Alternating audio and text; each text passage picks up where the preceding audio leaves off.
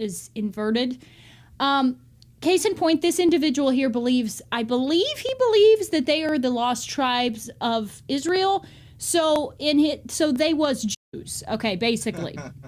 So they claim this particular group claim that they are the real Jews. Okay, so again, it's like, are you Native American? Are you Jewish? Are you, like, what are you exactly? You know, it seems like they just want to kind of double dip or like quadruple dip into everything. Like anyone's heritage, not to mention very insulting to everyone else. It's like, we were Dutch, we were Indians, nobody we were else has heritage. we were nobody we else were this, we were built that. anything, created anything. It's all theirs. Don't you know? Don't you know? Hello? Where have you been for the where have you been for modernity? Head in the sand? Come on now. Haven't you seen the people who built all the good shit? Don't you know? We're just thieves.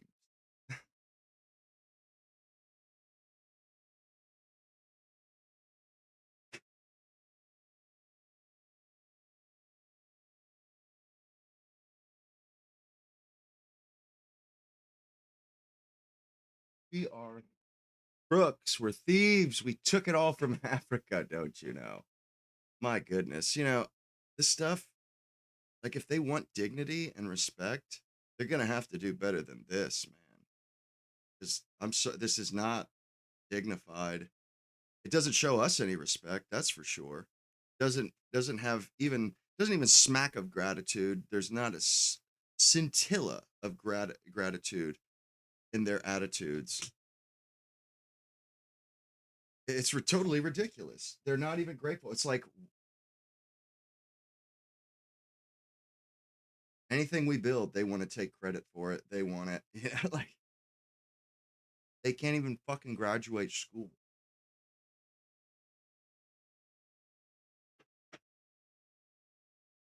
Matter of fact, in America, if you're good at school, they say, "Why are you acting white?" You know, it's a bad thing if you're doing well. So, and like they say that, and then in the same breath say, "Yeah, we created everything." But wait a second, isn't that like not allowed in your community? Like you're not allowed to like be good at shit. You're not allowed to like want to learn. What's up, big cat? What? Oh, the Under Armour thing. It's all right. It's I'm tired of my fucking hair in my face. On it, not gonna lie, I'm tired of it. I'm not trying to like. It's not a humble brag. I'm like this close to just cutting it all off and just being done with it. Never have liked it, honestly. Never liked it, but sometimes she couldn't afford a decent haircut, or I can't afford to go get a haircut every 2 weeks. So, and honestly, it only looks good. I only look good with a haircut for like the first couple weeks, and then it takes like months before I don't have to like constantly mess with it so that I don't look like a bum.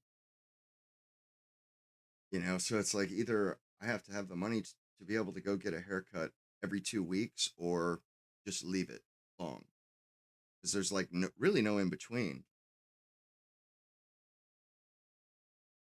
I suppose I could cut my own hair, just buzz it all off. That's what my brother does.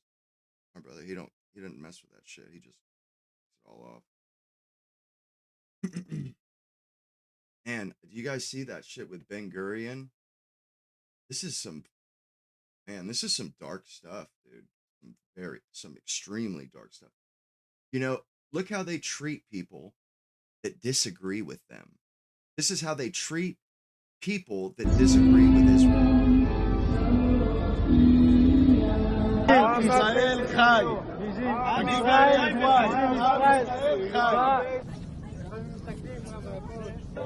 זיכוי, כל המטרה כאן זה לראות שאין אנשים בתהליך. לא להתרגש מהצעקות שלהם, לא להתרגש. It's funny you mentioned that. I used to always have a flat top. Like I got flat tops till I was like in high school. Or no, after high school. Or it was high school. I started growing my hair out. got into high school.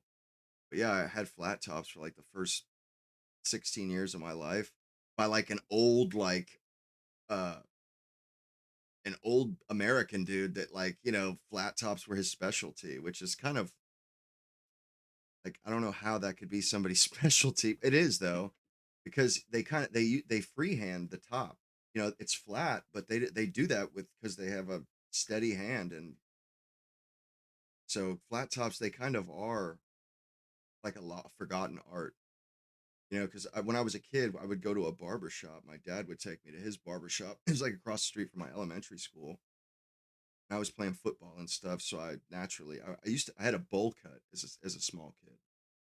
Always had the bowl cut, hair in my eyes.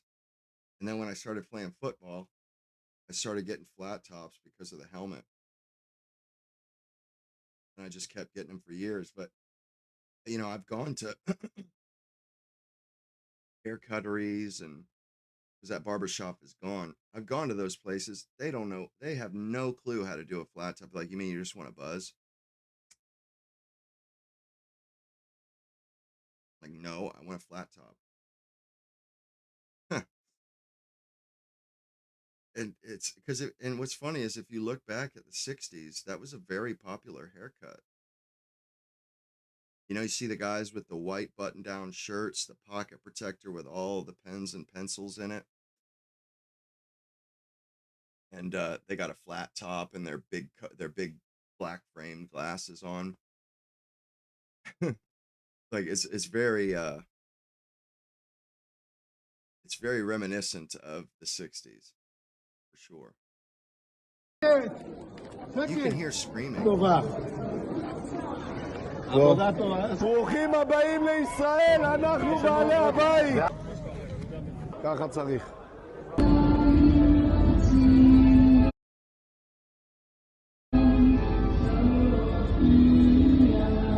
ישראל חי. ישראל חי.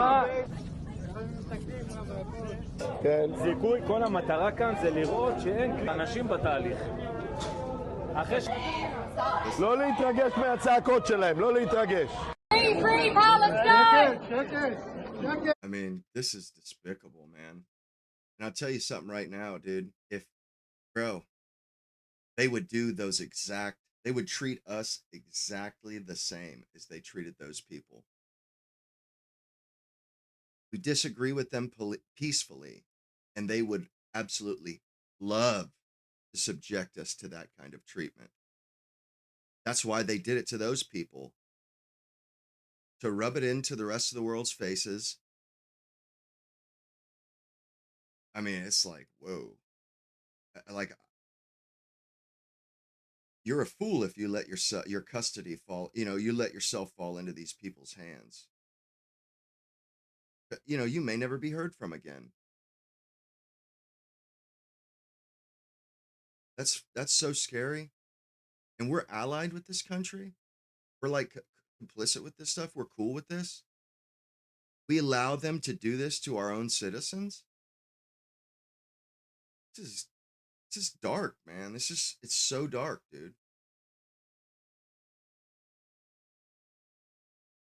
Honestly, I don't see how this can stand in the modern world. People like Israel, this isn't helping them. It's crazy. And I seen somebody posted it was a map showing how 2 million, the Gazans were herded, corralled into, like 15,000 people per square kilometer.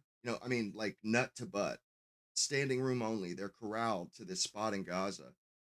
And some asshole, he reposts it and quotes it and says, terrorism turns out terrorism is a bad political strategy or something like that. And I was thinking, oh yeah, then why is Israel, it seems to be working out pretty well for Israel. I mean, honestly, they do this to people who disagree with them, not people that are trying to kill them. They just disagree with them, peacefully disagree. This is how Israel treats those people. And we're supposed to believe that they treat Palestinians that good, just that good. I don't even believe that Palestinians are only treated like that. That's how they treat people that are peacefully disagreeing with them. They treat them that way. And why, I mean, you have to be kind of a fool, kind of a stoop to believe that they're not committing atrocities on Palestinians when, those people aren't criminals. Those people aren't terrorists. And that's that guy, Ben Gavir. He's like pleading with the camera to, Netanyahu, just let me have these people, let me put them in our terrorist prisons for a long, long time. They're like dying to, to, to, uh, to treat people this way. I mean, they have an utter lack of humanity. I mean, this is just not how in the modern world, like this isn't how people are supposed to behave. This isn't how states are supposed to behave. We wouldn't accept that from China. We don't accept that from China. Or we raise hell with China when they, treat people questionably. But like we're backing these people. It's kind of crazy. I like, how is it that we're allied with these people? I mean, as far as I can tell, Israel, they want to murder their enemies and they want to sacrifice their allies. They just want death. Like they truly just want death to all of those that are not, that don't belong to their religion, that aren't one of the chosen people. They want death and destruction to everybody but themselves.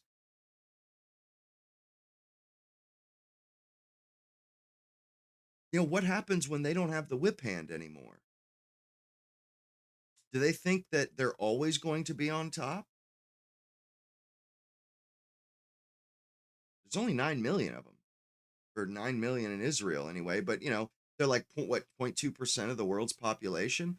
Like that seems kind of suicidal to me, that you would treat other human beings this way when you're like kind of at their mercy.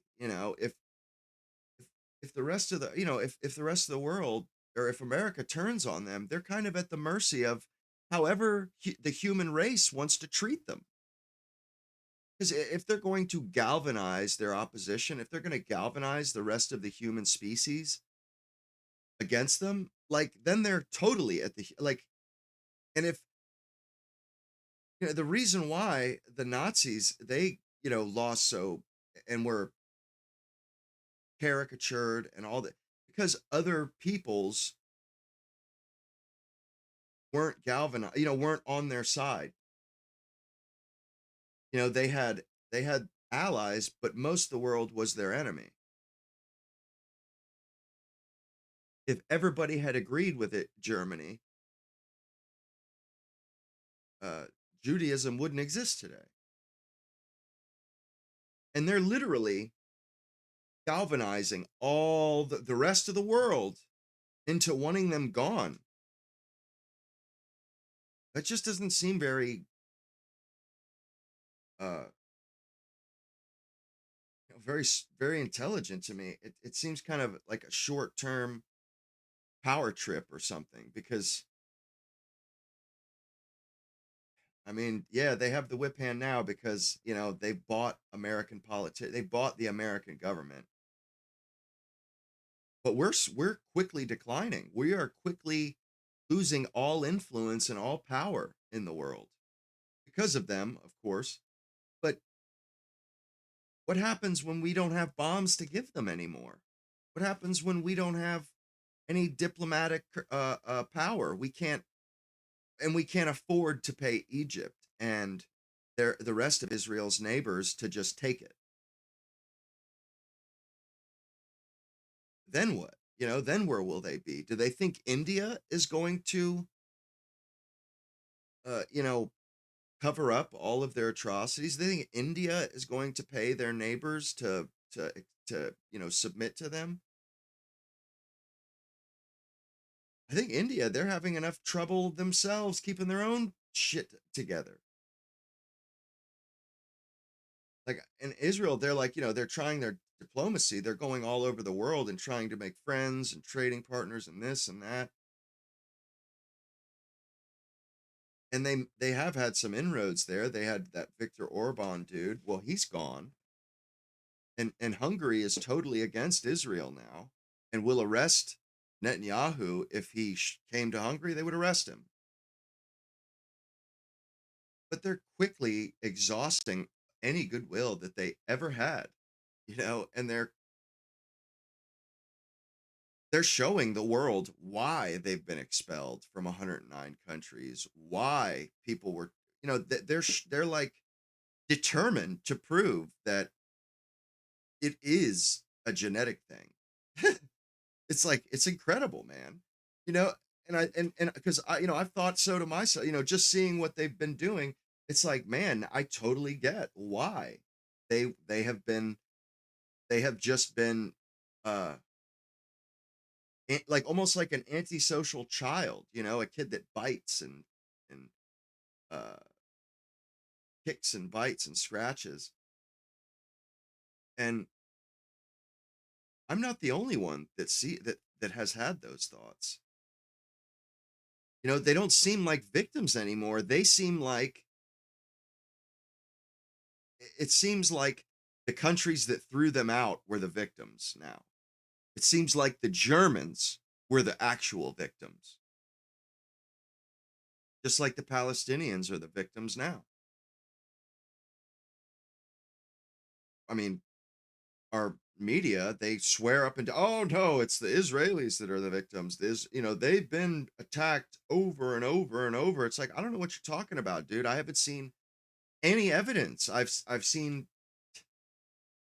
the mainstream media, tell me to take their word for it. And I've seen Israelis tell us to take their word for it, and Zionists tell us to take their word for it. And then the evidence that there is suggests they're totally full of shit, and they've been the aggressors over and over. It's just like all of the propaganda, all of the work that they did in the 20th century. It's like all just kind of, it's moot now. Nobody cares what happened in the 1940s. It's like, well, you're doing this now. We don't really care anymore. Like, things change, and that's not how the world is now. And they're freaking out too. Like, they're going, the other day after Massey lost, man, they were strutting around like Bantam roosters. You'd think that they just won a world war or something. The way any post that Tucker made, they'd be like, Tucker who? Who is this nobody? I seen Mark Levin say something like that. Who is this guy? He's nobody. And I'm thinking to myself, like, they're starting to believe their own lies. That's what it is. They're starting to believe their own lies. They're starting to believe they are untouchable, and that human beings can't do anything about it. They just kind of have everybody up against the wall. And it's like, not so. There's like 8 billion other people, like, it's like, and you know what, they remind me of fucking Gollum, Smeagol, from the Lord of the Rings. He gets the ring, and then he starts preying on his community, his own people, his own family. He starts spying on them. He starts blackmailing them. He starts, or he basically, victimizes them. And they cast him out. They just say, nah, we're not living with you anymore. You got to go, man. We're going to kill you if you stick around. That's what exile means. Exile means if you stay here, you will die. So you'd better just go.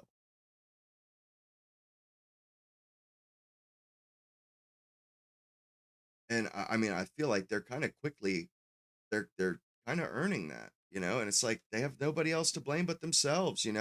Things weren't this way not that long ago. They have brought all of these things about. Nobody forced this stuff on them. Nobody forced them to take Lebanon. It's like, good. It's crazy, man. And there's so much gaslighting. So much of everything is twisted and deformed and manipulated, particularly by them, Zionists. They will celebrate ethnic cleansing and then tell you with a straight face Ben-Gvir does not represent who they are as a nation. Really? I mean, it's crazy. Yeah. Ben-Gvir does not represent who we are as a nation. It's like, what are you talking about? He's the second in command. That's like saying that JD Vance doesn't represent America. What?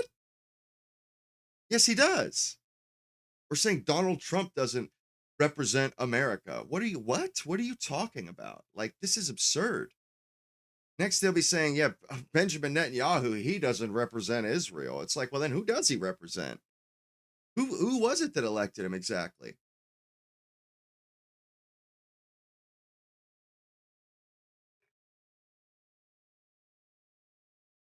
Nah, I think we should deal with them first, actually.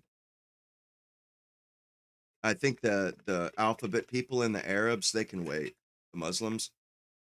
Honestly, they're not even a problem. I don't even know why we like they're not a problem. Why are you saying I kind of like them, but you think we could talk about the Muslims and the alphabet people first? Why? Are they a problem? What problem are they causing? Can you elaborate? Because I mean, I've been looking. I used to think they were a problem, but as time goes on, it's like, wait a second,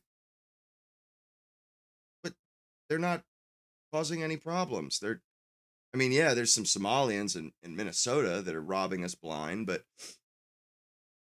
for the most part, yeah, these people aren't problems actually. And the problem, what I think what you're trying to get at is the propaganda and stuff that gets shoved down our throats. How do we feel about Trump right now? That he's betrayed us, that he's not acting on our behalf. I mean, obviously, the dude, they asked him, do you factor in Americans' prosperity, their financial situation when it comes to this to the Iran? Oh, not at all. I don't think about that at all. It's not even, it's the furthest thing from my mind. That's what he said. And you know what the furthest thing from my mind is? Whether or not Iran gets a nuclear weapon. I mean, I I don't honestly, I hope they do. I hope they do, so that all this shit ends. Like, once Iran gets a nuclear weapon, everybody can go home and forget about it. Everybody can stop dying for stop dying to try and defeat such. It's just a whole lot of blood and treasure is being burned, is just being thrown away for nothing. Like, if we want to, like, people, they talk about Iran, like, what's his name? Mark Levin. The dude is obsessed with Iran. The dude is obsessed. He says he acts like he's an American and that he cares. It's like, no, no, no. You don't talk about America. All you talk about is Iran. That's all this guy talks about. He posted earlier saying, talking about, if Iran nuked us or nuked us with multiple nukes, because if they have one, or if they launch one, chances are they'd launch more than one because they're so crazy and psychotic. And I mean, evidence, I don't see the evidence for that, but it's like, bro. And he says, imagine, like, if we had been nuked and experts come out and say, we could have avoided getting nuked, but all we would have had to have done was endure expensive gas prices for a few months. People would be outraged that we had allowed ourselves to be nuked when it would have just cost a few measly dollars in fuel. Like, it's incredible. This is incredible propaganda, man. Like, whoa. Really? Like, really? And honestly, like, I'm kind of ashamed to be an American right now. Kind of ashamed. Kind of ashamed. Not gonna lie, kind of ashamed. Don't feel very good about it. Not very, not very proud of the country that I belong to, or the country that I live in. Not very proud at all, actually. And day by day, it just gets worse and worse too. I feel more and more ashamed. If we want to get rid of Iran, we have to kill every single one of those people. We have to kill every single one. They have to be no longer exist. But Christians aren't welcome where?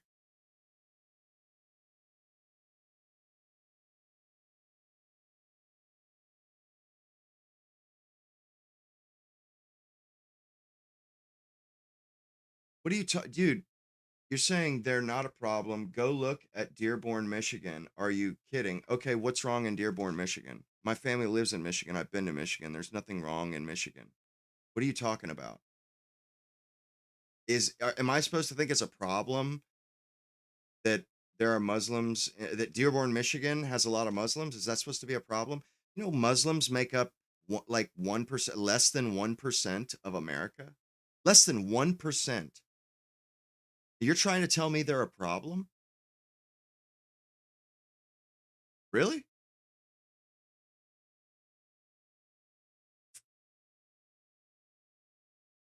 Because that's kind of ridiculous as far as I'm concerned.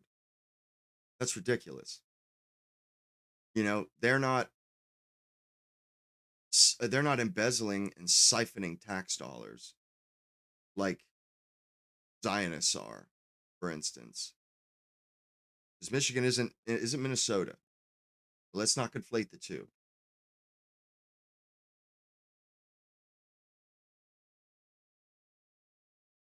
I'm I don't have a problem. I don't have any truck whatsoever with Muslims, and it's like there are Jews in Iran. There are Christians in Iran. They live there peacefully. They have no problems whatsoever. They're integrated and accepted in that society. Where they're not accepted is like here. We don't accept Muslims. You're saying that they're this huge problem, but for some in Iran, they accept their Christians and their Jews. They're not a huge problem in Iran, but for you, they're a huge problem here. Why is that? Why are Muslims such a problem for you when Muslims don't have a problem with Jews? Iran has a Jewish population. And you're trying to tell me that the 1% of America is a problem, but there's no problem to really speak of. You can't really point to anything, like they're not killing people. Matter of fact, that Muslim thing, that mosque was just bombed. Like they're being killed by us.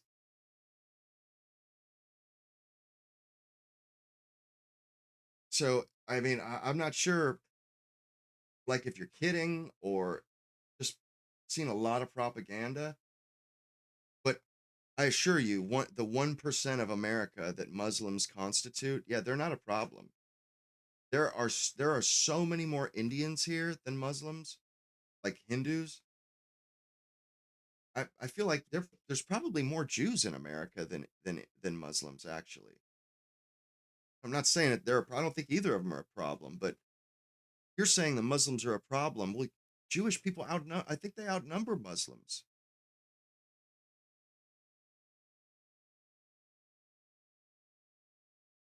You know, and Muslims, they integrate. They send their kids to public schools. Jewish people don't.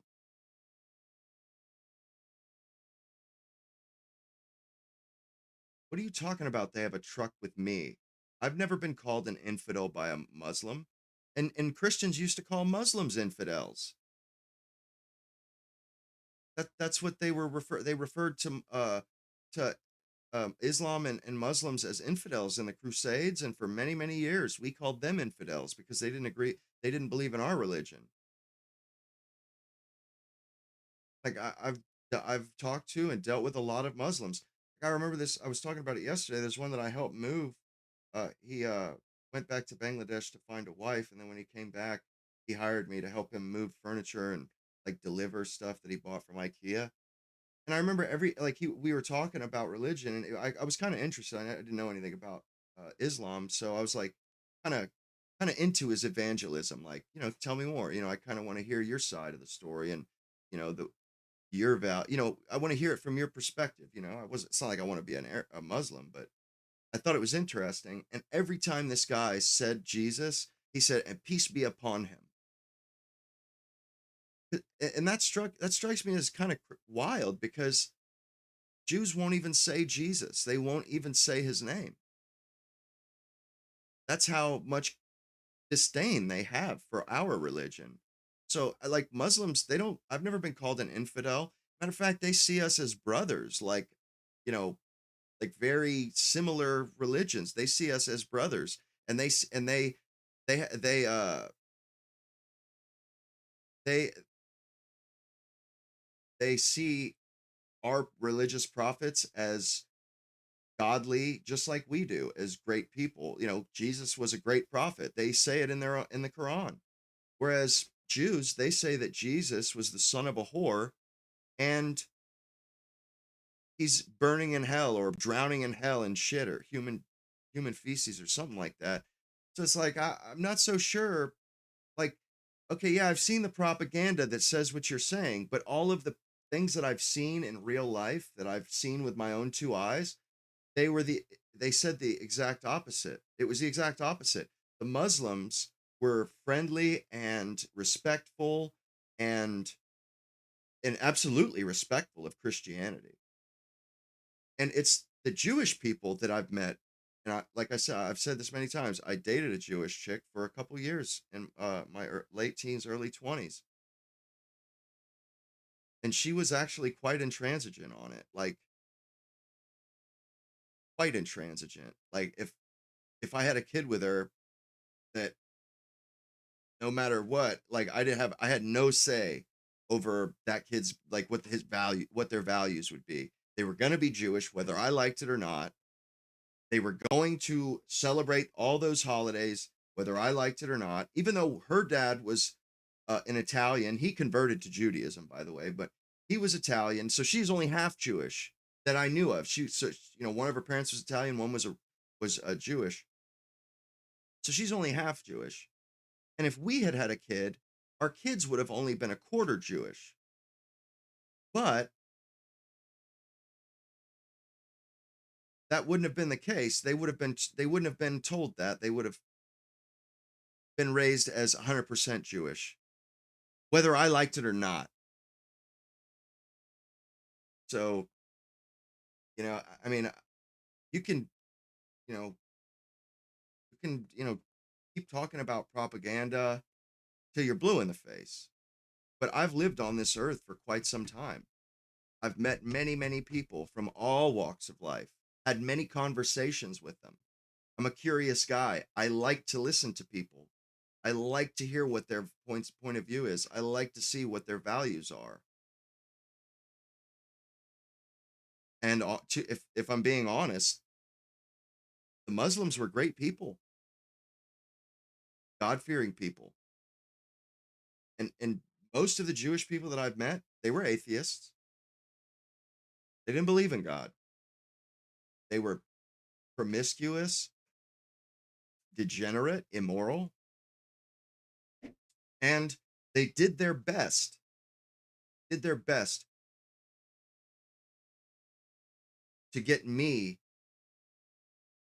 to be an atheist, to get me to be degenerate, to get me to be immoral, to flout the rules.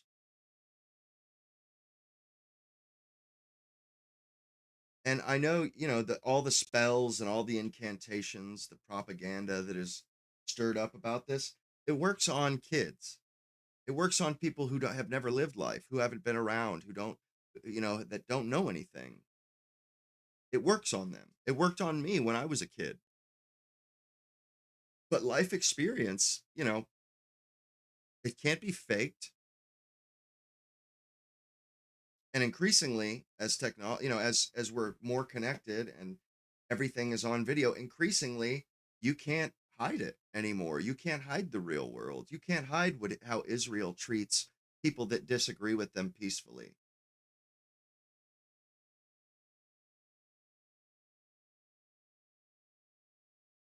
No, I don't agree. I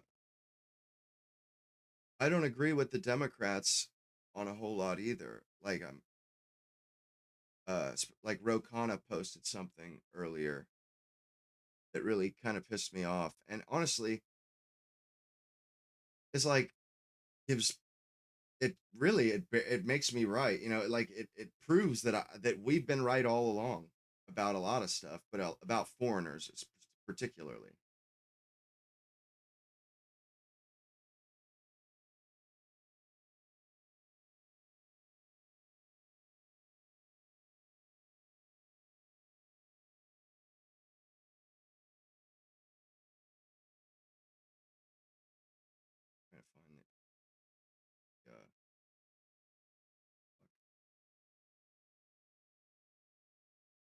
sudden everything gets slows down to a crawl.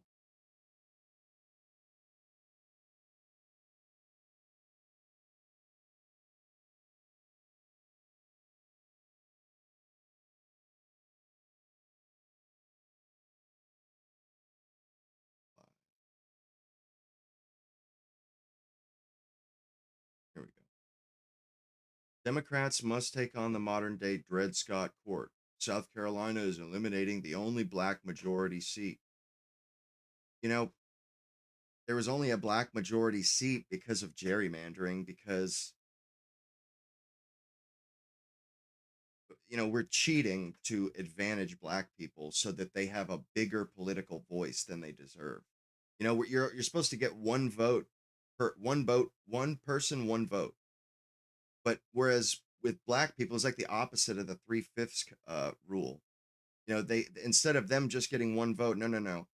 They fool with districts and stuff so that black people, they're a small minority of the country, but they've fooled with all of the rules and all, everything is gamed so that they have more than one vote for one person. Modern day. Rokana, this guy, Democrats must take on the modern day Dred Scott Court. South Carolina is eliminating the only black majority seat. Yeah, he leaves out context there. They're eliminating the seat because it was synthetic. It was contrived. They don't deserve that seat. They don't have enough of a population to have that seat. They're not eliminating it by crooked means and by underhanded thievery or oppression. No. They're eliminating it because we are tired of being oppressed by a minority that has outsized influence that they shouldn't have. Terms on justices now. Expand the court from 9 to 13 justices. Yes, protect our sacred democracy. We have a sacred democracy unless we lose. Then we need to change things around so that we get our sacred democracy back. Democracy to these guys is Democrats winning.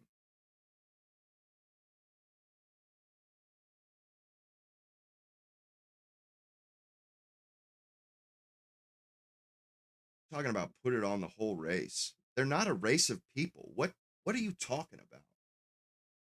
Race of people? They're like less than 1% of the planet. This is not a race of people. It's not a race of humans. But no, I don't lay it at all their feet. I lay it to all the people's feet that believe what they believe, that believe in this ideology, that believe that they're superior to everybody else,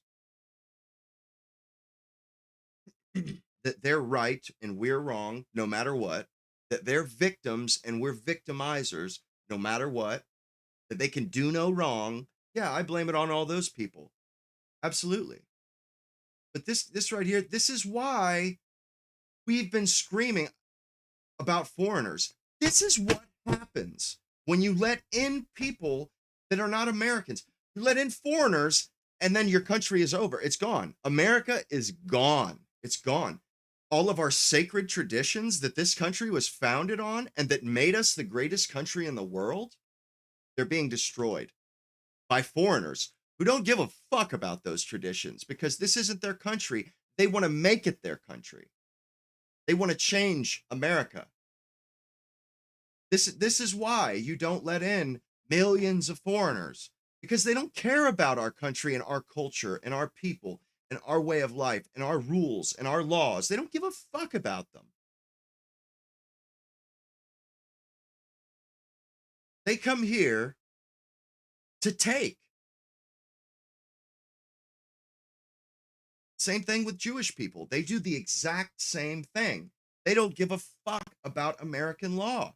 They don't care about American traditions. They don't care about, the stuff that we find sacrosanct, sacred, the stuff that made America the superpower of the world. They're literally destroying it all. And then when we have shit, when we have nothing left, we don't have any power. Our country it becomes dilapidated. It just starts falling apart. Then we'll have nothing. We won't even have our traditions. We won't even have our fucking traditions. We won't have our culture. We won't have a good country. We won't have fucking safety. We won't have shelter. We won't have food. We will have foreigners. We will have people that hate our guts. You know, congratulations. Congratulations. This is where your empathy gets you.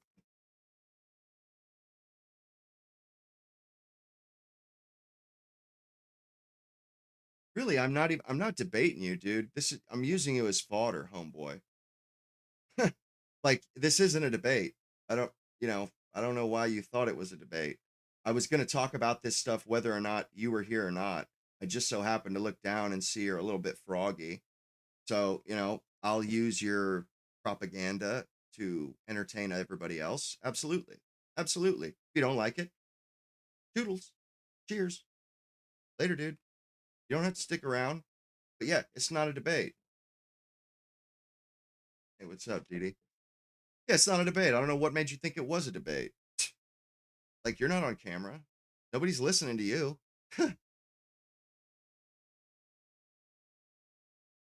But seriously, these people, they don't give a fuck about the stuff that we hold dear. They don't give a good goddamn. They want to change it so desperately. They want to take and really, they're just trying to transform this country into theirs so that they can say they were the great people. They won World War II. Like, what isn't that wouldn't that be absurd if all the white Americans, they just died off, in 100 years, and you have Indians and Jewish people and Mexicans and this and that, and they're still saying we're the ones that won World War II. We defeated the Nazis. We rescued the Jays. We did this. We did that. And it's like, what the fuck are you talking about, bro? Nobody in your lineage did any of that shit. What are you talking about, bro? Like, it's so funny to see these people, the way that they wear us like a fucking costume. We this and we that. Like, bro, what the fuck are you talking about, my dude? What are you talking about? Like, honestly, this, like, the whole, like, this stuff is moot, man. Like, it's already gone, bro. They've already sold it out from under us. It's already gone. Like, they've let in so many people. Like, bro, they're in the process of dismantling what we love and what we hold dear. They're just in that process. Same thing in Australia. They're just mid-process right now. Same thing in England, Britain. They're just in the middle of the process. They haven't quite completed it yet. But it's happening whether we like it or not. Yeah, whatever they're it easy. Like, yeah, whatever. See you later, dude. Huh. But seriously, they've it's so dejecting. It's so blackpilling, man. That everything that we were raised to hold dear, it's just fucking slipping right through our fingers like grains of sand, man. That's what it feels like. Went to Walmart earlier.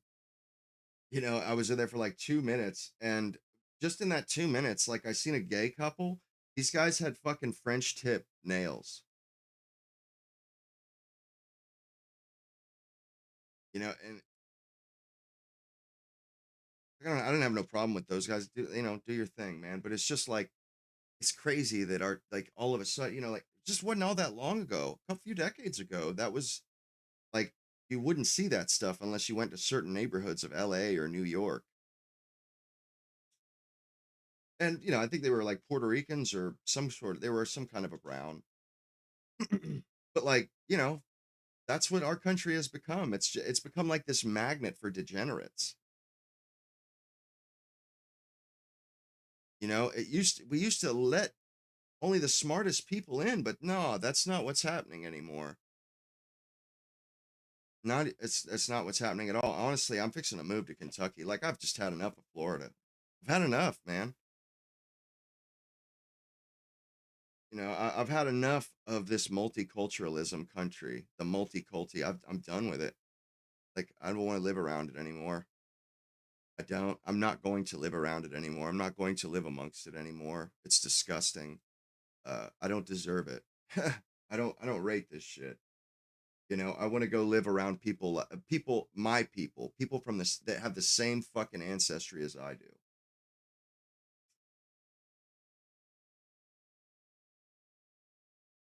You know, I'm born and raised Floridian, but I've just had enough of it, man. I'm tired of living around people that I don't like, that I don't can't relate to, that I have zero in common with these people. I'm done, man. I'm cashing in the chips. Like, and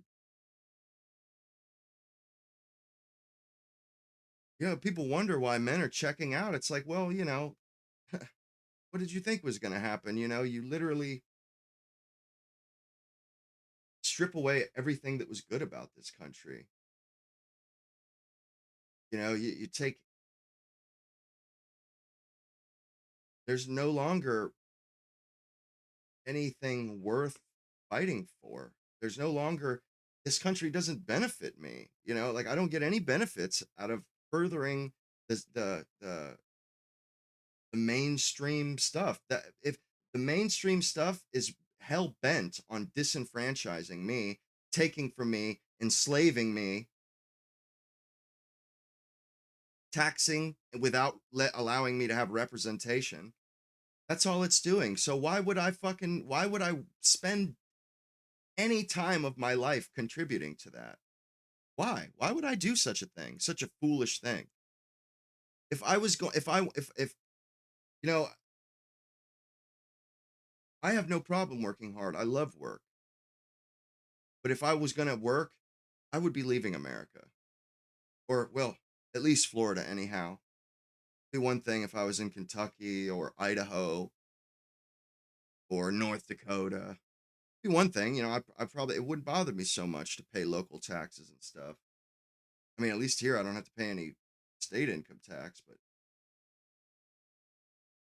you know, honestly, I'd rather pay more in taxes and live around my people and pay for the people around me that are like me, that have the same genetics that I do. I'd rather pay for their kids to go to school than to live here amongst people that fucking hate me. Like, I'm good, man. I'm good on that shit. Like,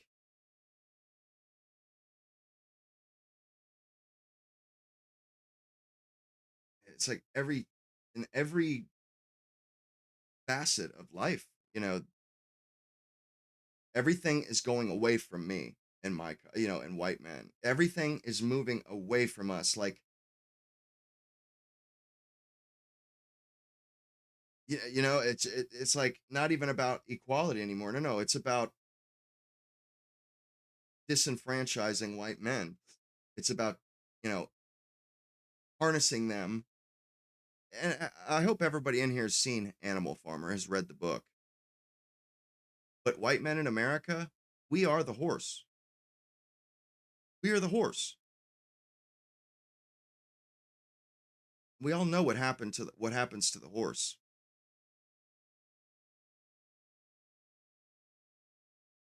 If I got to die, if I got to work myself to death, I'm going to do it for my people. I'm going to do it for me and mine. And if I can't do that, then I'm not going to fucking work. Simple as that. I've had enough of it. I'm not paying. I'm not going to spend hours of my life working so that a Somalian female can go to college. I'm not doing it. No, not doing it. I'm just not doing it. I'm not working so that I can be, oh, hell yeah. Thank you, Roxy. I'm not working so that my dollars can go to disenfranchising white people and wiping them off the face of the earth. I'm fucking good on that shit.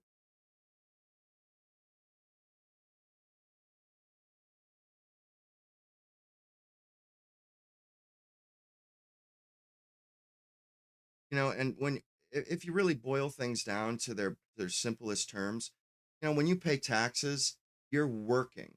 You know, like that's taxes. Money is just a representation of labor. Okay, that's literally all money is. Represents your sweat. in your effort.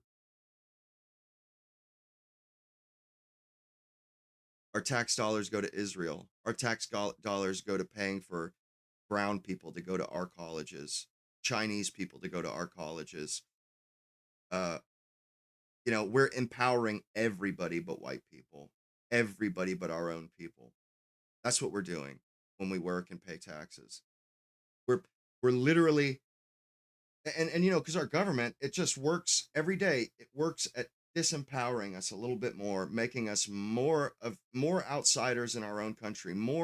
They're just trying to make us foreigners in our own country. Every day we lose a little bit of power, a little bit of fucking security, a little bit of safety. Every day we lose it. And they do all this stuff because we give them the money to do it with. And like I said, that money is just a representation of your labor.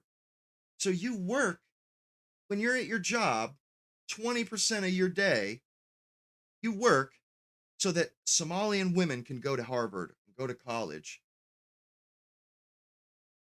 You work so that Chinese people, Chinamen, people that come here from China to go to our schools, you work so that those people can get a good education.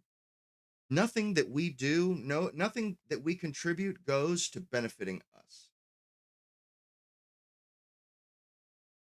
So I'm done. I'm not contributing to it anymore, and it's that simple, I'm not contributing to it no more. I refuse. I don't have any skin in the game anymore. Like, we're just on the decline. We're being disenfranchised. We're being stomped on. We're being silenced, censored, told to shut up, go back to work, continue to slave away.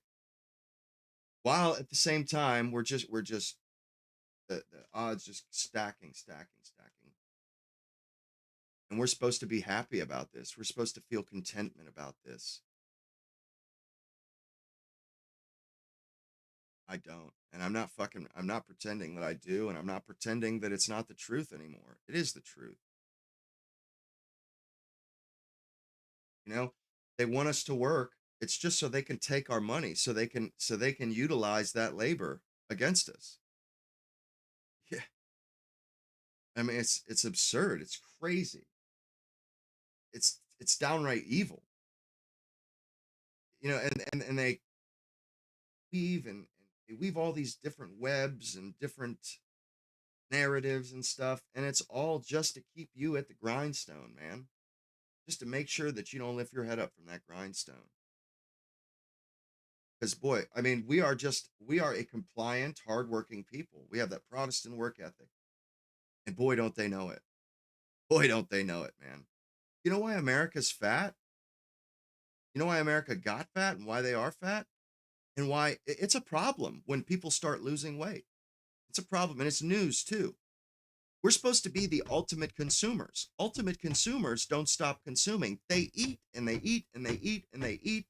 They eat for eating's sake. They consume for consumption's sake.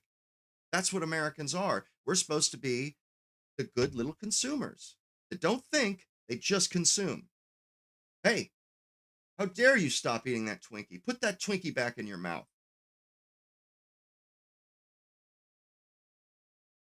How dare you object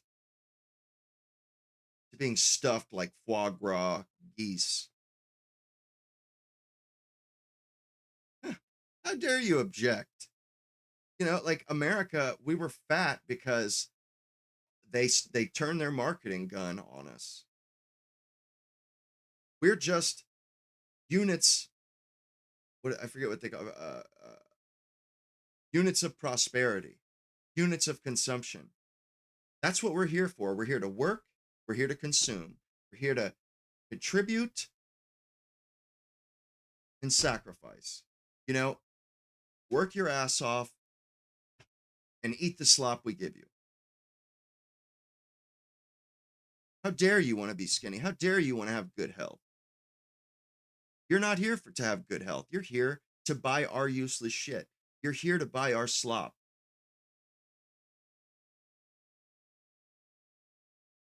Who told you the lie that you're here to enjoy life, that you're here to get something out of life, that you're here to be fulfilled by life?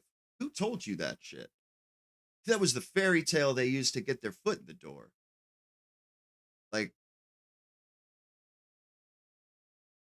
capitalism, I mean, taken to its extremes, taken to its logical conclusion, logical endpoint, bro, these companies, it's against the law for them to act, for them to not maximize their profits. It's against the law for them to not maximize their profits for shareholders.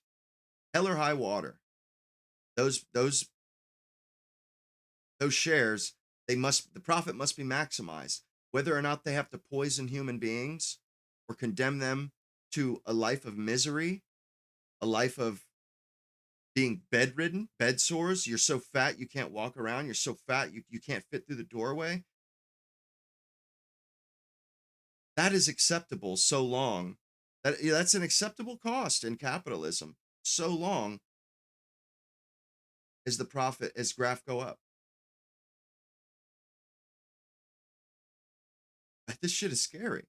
It's very scary, because it was one thing when businesses accounted, when you were talking about businesses, you were talking about stores, General Notion stores, startup companies where some guy with a crazy harebrained idea to invent something new is working in his basement in his spare time.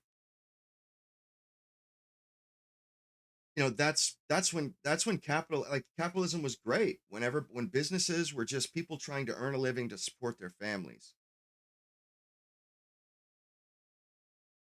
When the idea of the picture of a business was just a guy offering a service or a product. But at some point it no longer was about supporting a family. It was about accruing wealth. And then it's almost like a chain reaction where a domino effect, where as things get worse it compounds, and it gets really bad really quick.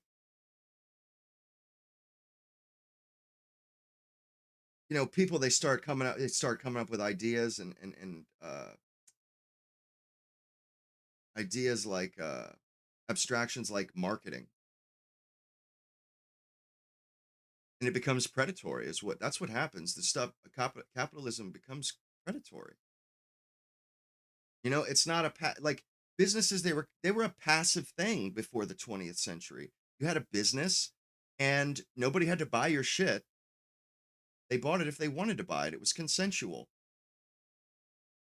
And you had no power to force them to buy your stuff. You had no power to all you could do was persuade them. You didn't have coercive means at your disposal. Well, nowadays they have coercive means at their disposal. They can. It's like you have to listen to their uh you have to listen to their commercials. You have to subject yourself to being persuaded by them, or to being tricked or lied to by them. You have to. There's no choice. It's ubiquitous. They've gotten so much control. And our government, it was great. And our system of government was great for a long time. But I honestly, I just don't see, I don't think the founders had any concept of billionaires and the power that they have, and how wide their power is, how all encompassing their power is. They can make you watch their fucking commercials. The only way that you can get out of watching their commercials is if you don't watch anything. You sit at home, stare at the wall. That's how you can get out of watching their commercials. That's how you can get away from them and their harping. You could sit at home and do nothing. That you can do.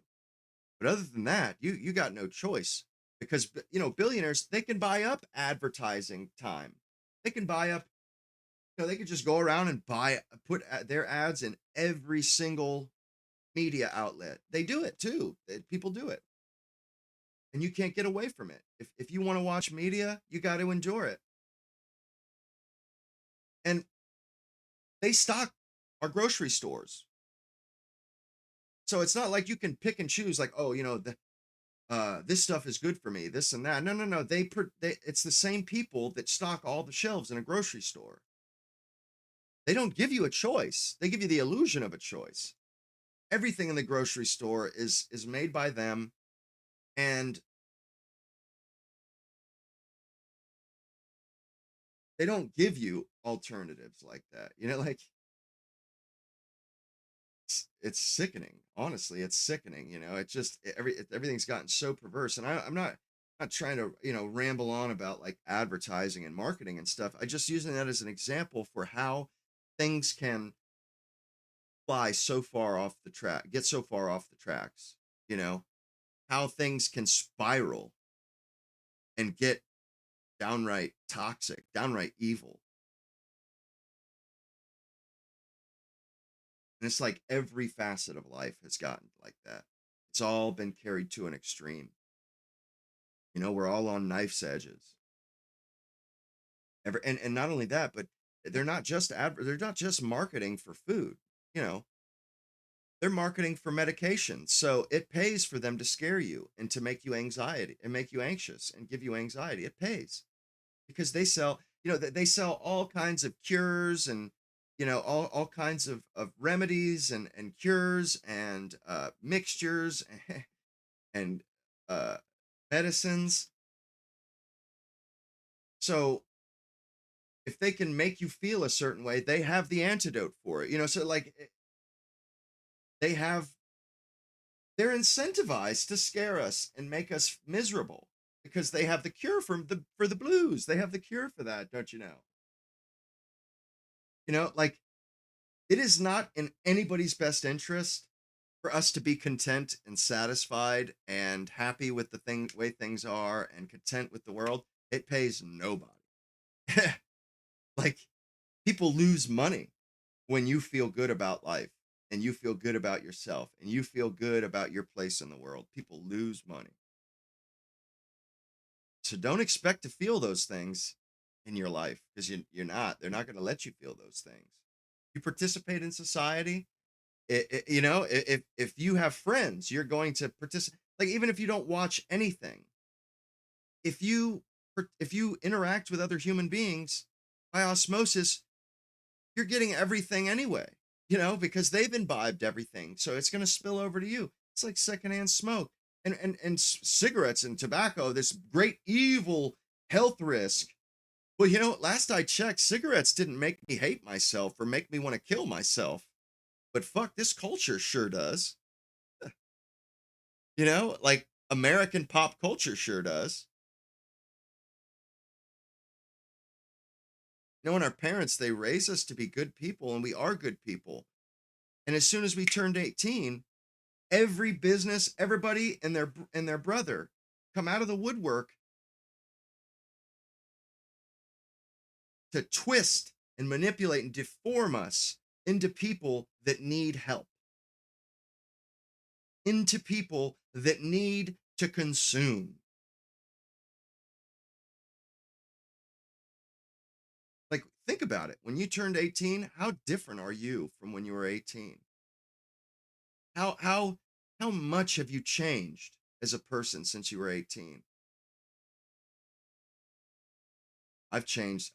Honestly,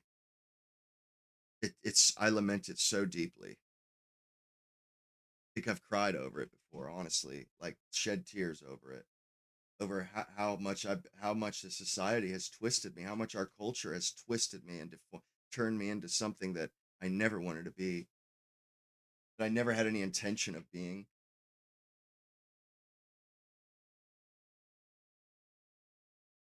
All the lies that have been told to me, all of the psyops. You guys remember Dare in school? Dare, the drug program? Yeah, that was designed to familiarize you with drugs so that you would take them.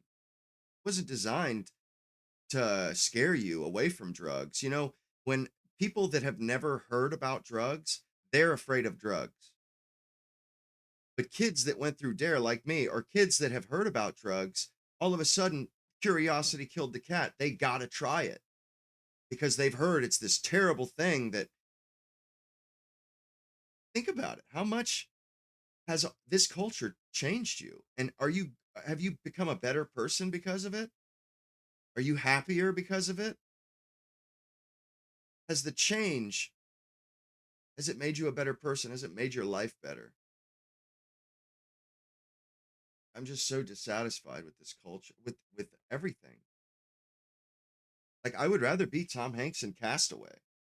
Fucking A, I'll talk to a volleyball any day of the week over talking to my fucking computer. No, I'm just kidding, but like, over this culture, like, oh fuck, man, that's like a privilege, dude. Like, how lucky, man. Like, you have an imaginary friend. Well, at least that imaginary friend isn't gonna fucking trick me into doing shit that isn't good for me. At least that imaginary friend isn't going to fucking, send me off to war. Isn't gonna sacrifice me for people who fucking hate me. Yeah. I mean, I don't know. I've thought about this before, like what you're saying, Bob. I've thought about it before about how different I am. Like, I remember, I mean, and I think normal life changes us, and you can't help that, of course. But this stuff is beyond just normal life changing us. It's like everything that we see every day, that we see on our phones, we see in our computers, all that stuff is aimed at making us a customer, making us an addict, parting us from our money, parting us from our labor.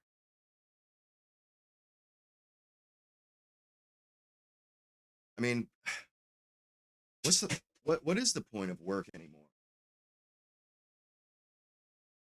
You can't build anything.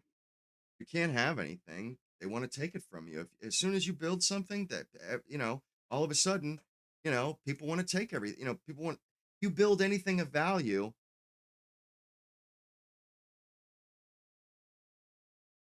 You're just going to watch it ripped away from you and destroyed or devalued.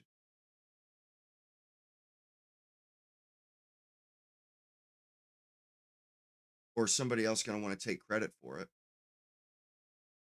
Or somebody else going to claim that you've injured them somehow. It's bitterness and envy.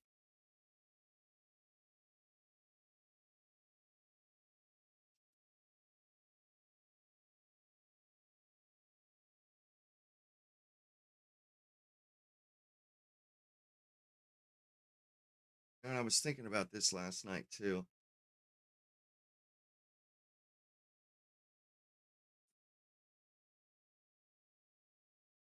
Like,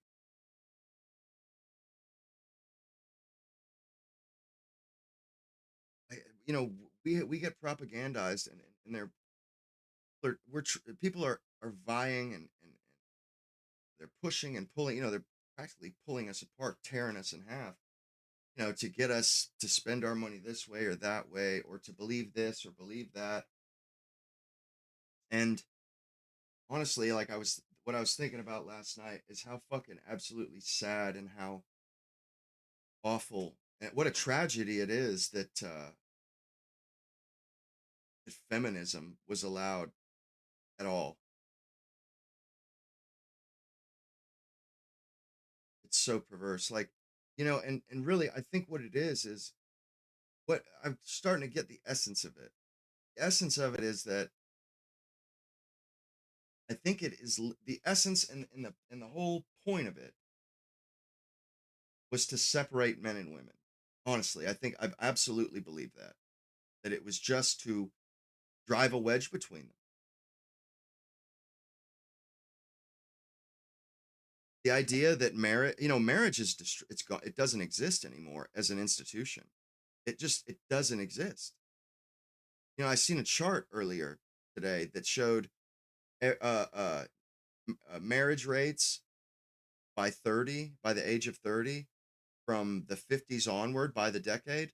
Every decade, the amount of people married before 30, it was 93, I think 93% in the 50s. And then every year, every decade, like clockwork, it goes down like 6, 7, or 8%. Now it's below 30%. monogamy doesn't exist in America anymore. It doesn't exist here anymore. It's gone. And it was destroyed. It didn't fade away. It wasn't expelled. No, it was destroyed, deliberately destroyed. And women, I see, like I genuinely have true sympathy. I sympathize. Like I'm in a lot of women's same position. I'm not married. So I share, a lot of the sentiments that women share. But I know where to direct the ire. I don't direct it at women, or I try not to. I direct it at the people at the top, because none of us decided on any of this shit. We're just a product of our environments. Like, like I didn't decide to propagandize women for their first 18 years so that they would hate me personally. Like, no, I didn't do that. But women unknowingly were poisoned. They were poisoned so that they could never get married. They have been trained and molded purposely so that their personalities, their behavior, their opinions, their point of view is distasteful, to say the least, but offensive to men. They turned women into, they made them totally offensive to men. So that, and women, they're trying to find a man, and they think, where have all the good men gone, and this and that. They don't realize that that their behavior, they themselves, to their core, scares men away, makes men, I don't want to talk to you anymore. Like, they don't realize that everything they do and say, the way they carry themselves, is offensive to men. And they didn't decide to, they were tricked into this stuff. They were told that this is the way to be happy. They were told that marriage was oppression and that only men benefited from marriage. Isn't that's kind of funny? That marriage was a oppressive institution. Yeah. Get that. It's an oppressive institution. So is it any wonder that marriage rates drop? It's this terribly oppressive institution. And then when, lo and behold, when marriage as the institution is gone, women are lost. Like, whoa, what the fuck? What's going on? Where did everything go? What happened? And honestly, like, marriage, no, it doesn't actually benefit men. It doesn't. It never did. Never, ever, ever, ever. Never did it benefit men. Men specifically, I'm saying. It benefits society, and that was good enough for men. That was good enough. It didn't have to benefit us directly. We were willing to do it because it benefited everybody. Benefited our children, our fathers, our mothers, our sisters, our brothers, our cousins. Benefited everybody. So we took part. And that's how each individual man could contribute to everybody and help everybody. And we could do it as like a majority, or as a group. We could contribute and benefit everybody. And they get rid of marriage, and then all of a sudden men have no way to really give back. Even if they wanted to, they have no way to give back. And it, like I said, it did not benefit us. It never did benefit us. It benefited our children and our women. It didn't hurt us. I wouldn't frame it as being injured. But you have to work. You have to, a lot of things you have to do anyway. It's like, well, why not? I mean, it doesn't hurt me to do this, and it makes their lives so much better, and it makes, life better for everyone. And now they get rid of marriage, and men aren't hurt by that. They aren't. We're not hurt by this at all. Evolutionarily, genetically, men have always done fine alone. Because historically, most men didn't get married. Most men didn't reproduce historically. So we evolved to get along just fine as lone wolves. Women don't have that benefit. Women don't have that on their side. They need people. They need men. So you take away marriage, you've just severely injured women. I mean, you've injured them. I don't think you could injure women as a whole worse. I don't think there's any way that you could hurt them more.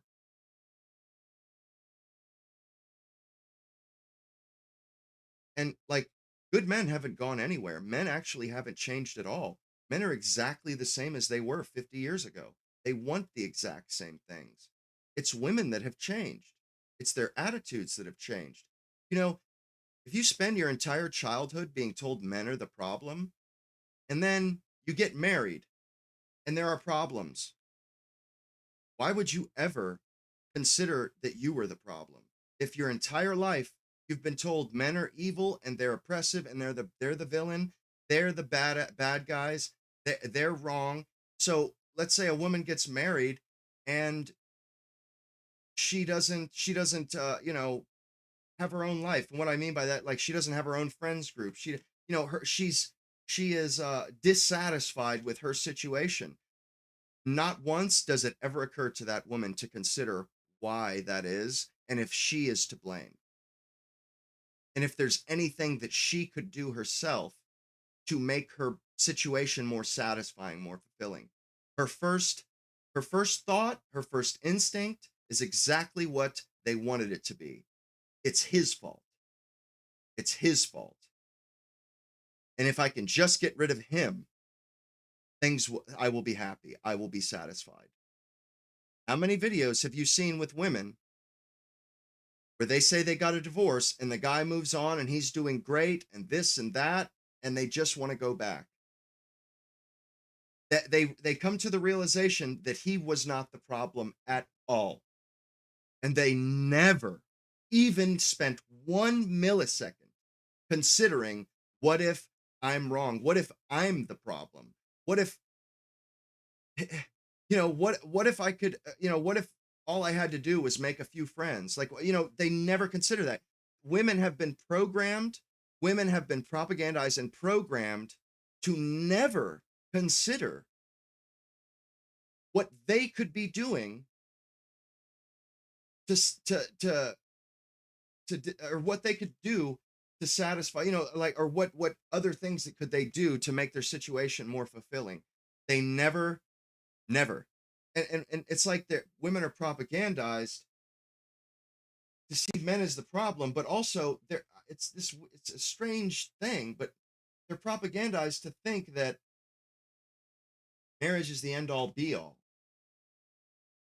Like, you're not a whole person without marriage. You got to get married, you know, or else, you know, you're missing out, or you're not a whole human if you haven't been married, if you haven't, you know, like, that's kind of, I think that's the kind of prevailing feeling of everybody.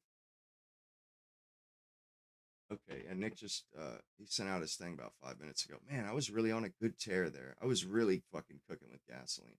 Oh well, I guess I'll just have to shelve it till tomorrow. Ooh. He was saying that we had actually shut down H-1Bs. We actually deported a significant number of people. We built the wall and so on. And a big point, formal, official deportation statistics at all. And we do theoretically have them. ICE records these numbers. ICE has these numbers. They exist somewhere. They've got them. And they track literally to an individual exactly how many people have been deported. However, they don't publicize that number. That number exists. They have it. They are intentionally keeping it private. And you can speculate as to why that is. It's probably because the number is so low. Well, we actually have an update on that. It turns out that last month, in the middle of April, ICE actually did release their fiscal year 2025 numbers. And what we found is that the Trump administration in the second term has only deported 440,000 people. That's in fiscal year 2025. So you might remember last year there was all this talk. They said there were 600,000 deportations, I think was the number that the Trump administration press releases said. I think in December 25, they said it was 600,000 for the entire year. The New York Times did a report around that time, and they said that it's actually more like 230,000 deportations and maybe an additional 300 to 400,000 arrests. Well, now we actually have the official figure, and it gets better. Not only is that figure merely 442,000 deportations for the entire year, which is about 30% lower than what the administration originally said, but it gets better. And this is the big development from today. This was reported exclusively by Axios. Today, Tom Homan, the border czar, said that for the first time in this second Trump administration, they're actually taking the number of interior removals and they're combining it with the number of border returns. And that is actually the figure that we got in April. So to summarize, in December, they said it was 600,000 deportations. It wasn't. In April, they gave us the real number. It was really closer to 440,000. As of today, we now know that is not even the real number because that number, the 440,000, that is not even just actual deportations. That also includes maybe 100,000 people, maybe more than that, of illegal aliens that were apprehended crossing the border, turned away, and sent home. And for those that are in the know, if you've been paying attention to the show, that is literally a trick which was invented by Obama. This is an Obama administration. It's sort of like a data trick. It's one of these statistical lies that they came up with to overrepresent the actual amount of border enforcement, or rather interior enforcement, that you're getting. They're trying to inflate those numbers. They're saying that everybody that comes to the border and is captured and returned, they're saying that's a deportation. And obviously, when we think of deportations, that's not actually what that is. No, it ain't. Oh, so we'll talk about that too, and we'll break down the numbers. We'll get into it. We're actually also going to get into this banking executive order. We were going to talk about it, I think, on Monday, but we ran out of time. There was another big story this week where you might remember a couple of months ago, the Trump administration said they were going to ban illegal aliens from opening bank accounts. And we got an update on that earlier in the week. Turns out it's not going to be anything like that at all. They're not banning illegals from having bank accounts. They're not even going to ask banks to request citizenship information from their clients. They watered it down. They totally diluted it. And now the executive order says something like banks are going to be on the lookout for red flags that might point to payroll fraud or money laundering or something like that. And so in short, it's not actually going to help immigration enforcement even a little bit. If the idea was that preventing illegals from accessing banking services might lead them to self-deport, now that's not going to happen. There's no, in no way, shape, or form will that be the result of this executive order. So we'll talk about that too. Should be a pretty good show. I'm not going to lie, it's a couple of black pills. Of course, yeah, it is. We're down on the Trump administration. But before we get into it, I want to remind you to smash the follow button on Rumble, smash the like button, leave a comment, let me know what you think about the show. Remember to check out our merch store, Fuentes.store. We have our brand new spring and summer collection, the brand new white hat. We have the brand new white quarter zip, hoodies, t-shirts, shorts. I think we got some other stuff too. We got the mug, we got buttons, pins. We got a bunch of stuff. Check it out. If you want to support the show, subscribe at AmericaFirst.plus. It's $15 a month to get access to the entire archive. $100 a month to get access to the group chat with me. And yes, I am in the group chat. $100 a month club. It's a Telegram GC. And I'm not only in there hanging out, but I'm also dropping bonus content almost every day. I wonder if he So I'm in there dropping voice messages. in those rooms, because that actually might not be that bad of a value. If you're allowed to comment and talk to Nick, because I've wanted to say stuff and kind of bounce stuff off of him, that isn't actually that bad of a deal. $100 for a month, you get to like bullshit with him and pick his brand. Like, I don't know, that ain't too bad. I'm basically doing like a whole separate show in there.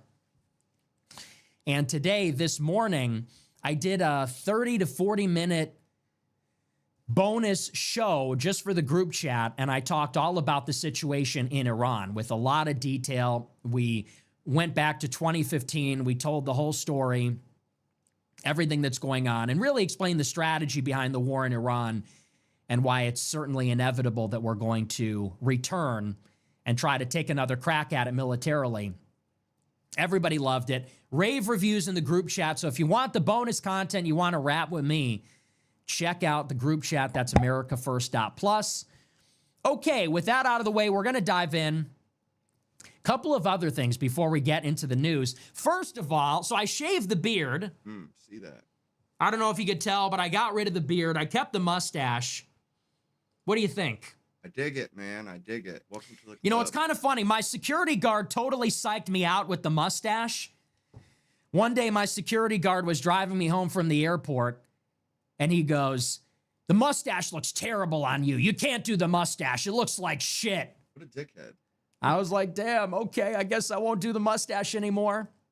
Dick face. But you know what? I was shaving the beard today, and I shaved it into a goatee. Like, I had the goatee. I had like a little hair here and like here and here.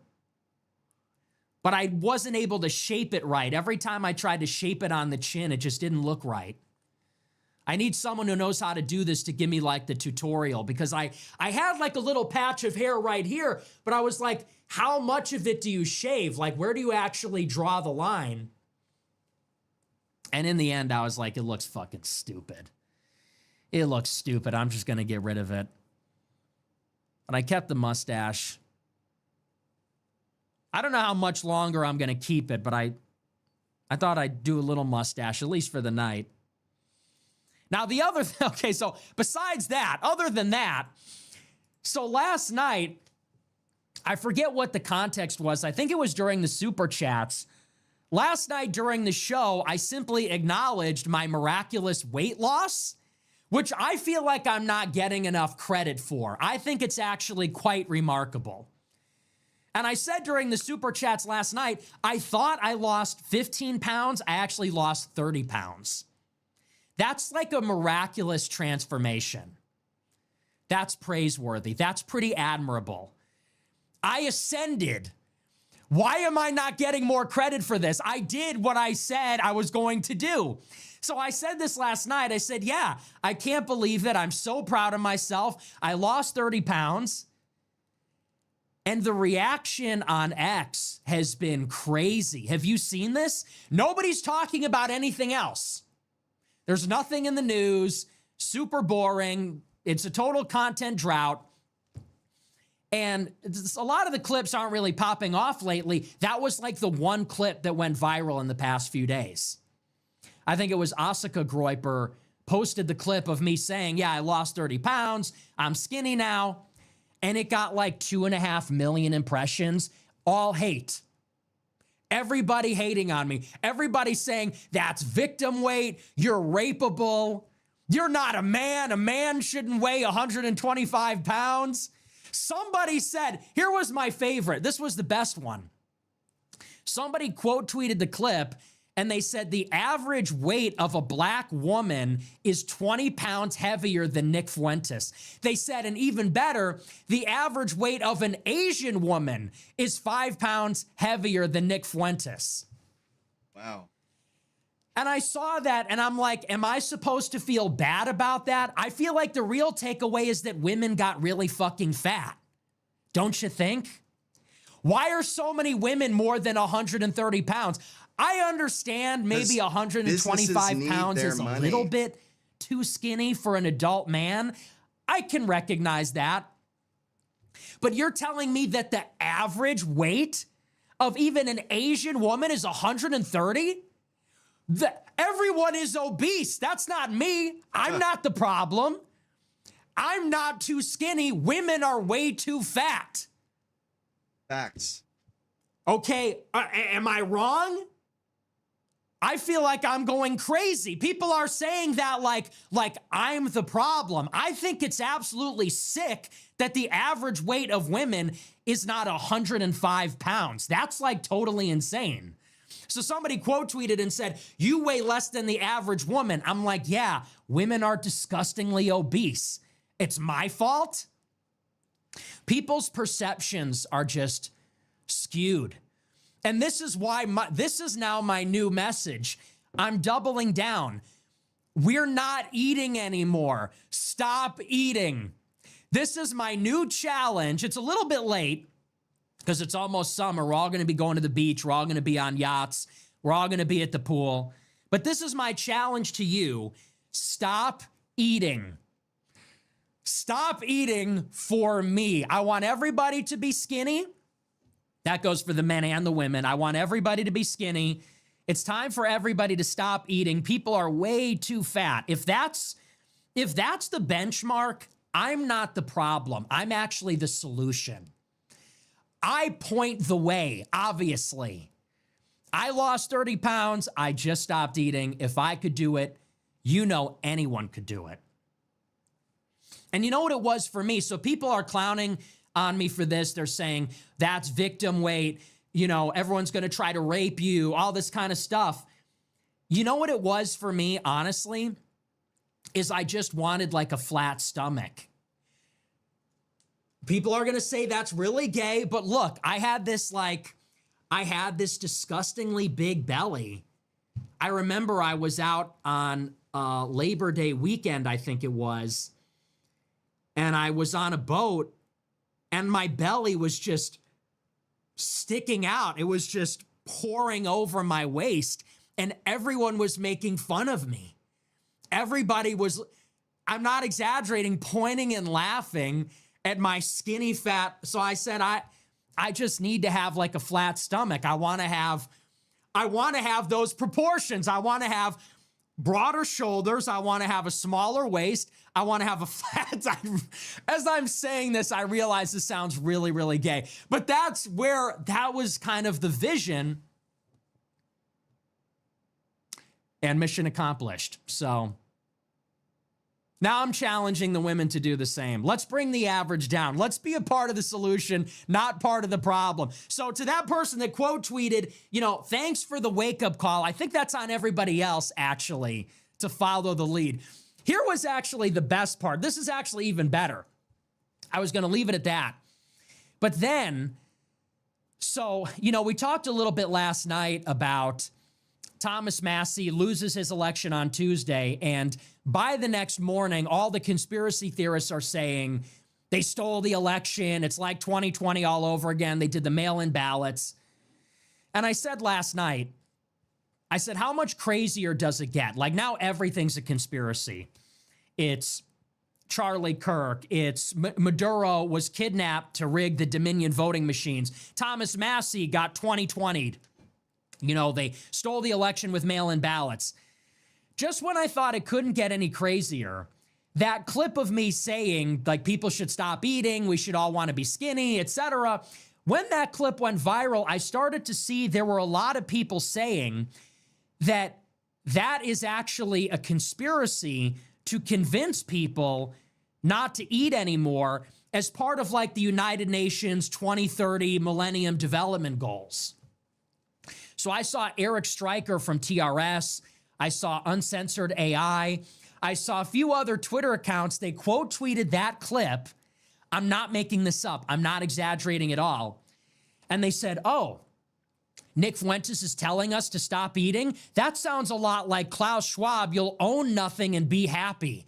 He's telling us not to eat because after the war with Iran, there's a fertilizer shortage and there's not going to be enough food, so he's priming the pump for food scarcity.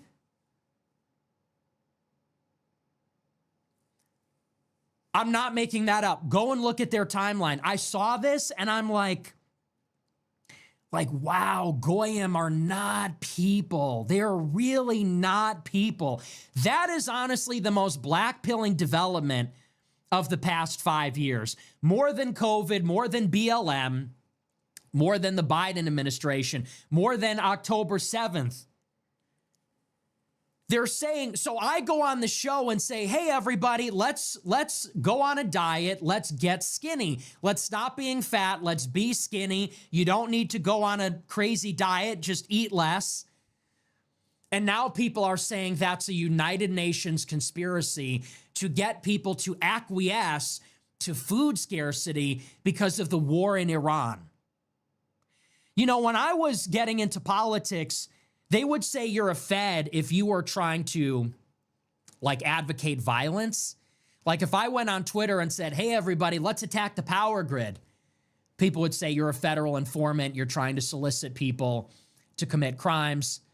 Now it's like if you tell people to go on a diet, it's like part of a convoluted CIA operation. What do you even do at that point? What can you even say?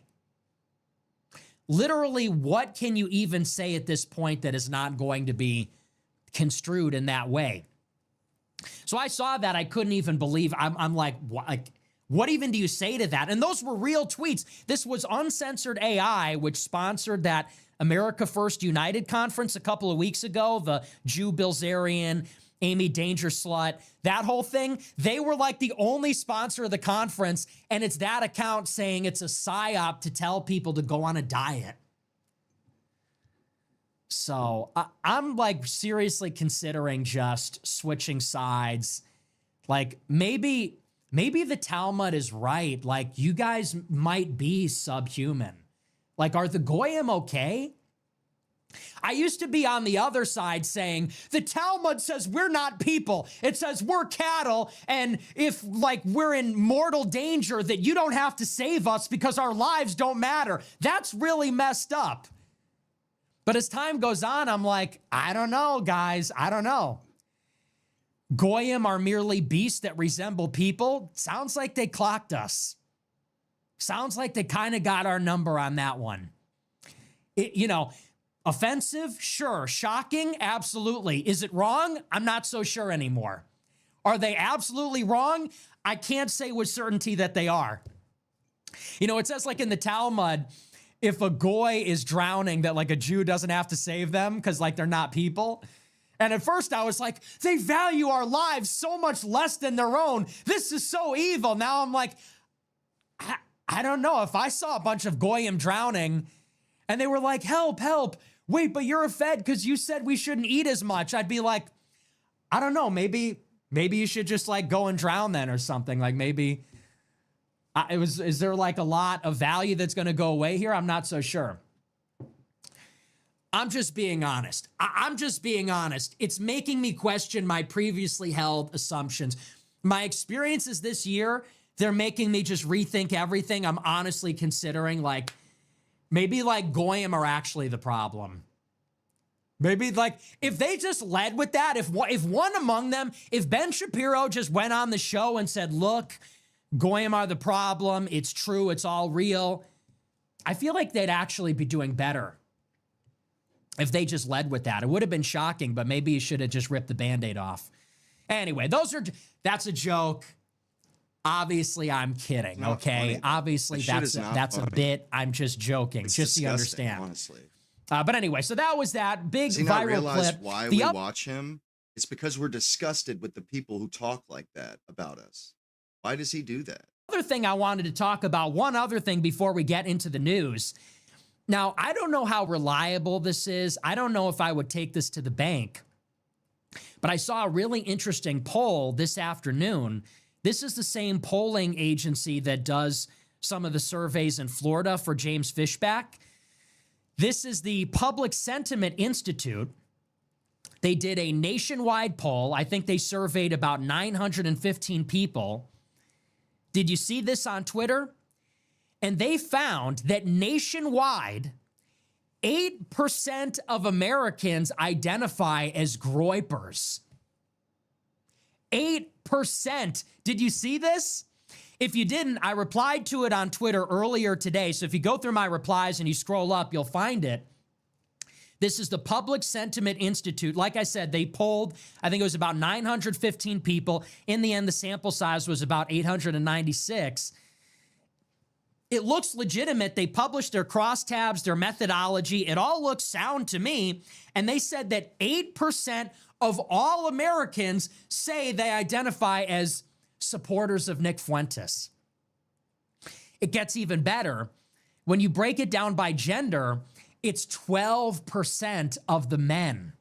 3% of women, 12% of men identify as groypers, which is absolutely huge. 12%? Because you know what that means. If 12% of the men identify as groypers, then that means we run 2028. That means we run the primary. We run the presidential election. If 12% of Americans, if we can reach even half of them, if I can reach and mobilize even half, even a quarter of them, how many volunteers is that? This is a country of 350 million people. So that's 175 million men. 10% of that is what? 17 million? If we can mobilize even a fraction of that, how many volunteers, how many voters, how many people would go to a different state or even in their own state to door knock, phone bank, even cast a vote in a primary? Now you understand this is why they have to destroy the Groyper movement in particular. It's not about whether somebody is Israel critical. It's not about whether somebody supports foreign aid or the war in Iran or not. It's about whether they will follow the lead of a particular figure. And you have to understand the distinction. Unorganized, it doesn't matter how many people feel one way or the other, because in the end, they will fall in line behind a particular party or a particular presidential nominee. 80% of Democrats don't support Israel. However, almost certainly the Democratic nominee will. And I will bet you as much money that I have that all those Democrats that don't support Israel, in the final tabulation, they will be voting for the Democratic presidential nominee that does. Take that to the bank. We all know that. And by the way, the same goes for all these wayward Republicans that might be feeling dissatisfied or disillusioned with the Israel lobby, or maybe they don't agree with Trump's handling of the war, or maybe they don't support the current situation. Just like the Democrats, they will fall in line.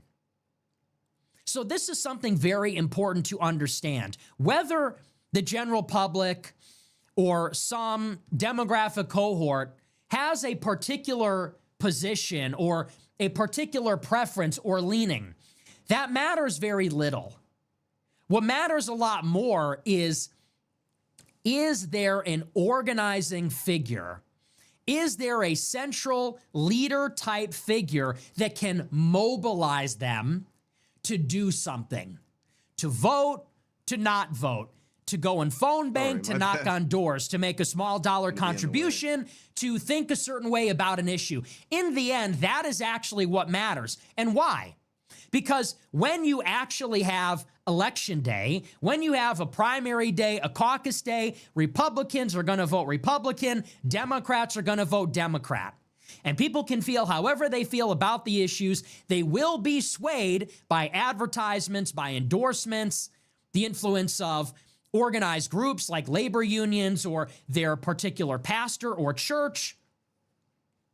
The only thing that can actually direct and focus organized political influence is a single leader or organization. So what I mean by this is it matters a lot more that, let's say, 8% of people or 12% of men support me and identify as groypers than if, let's say, 30% of Republicans don't support Israel anymore.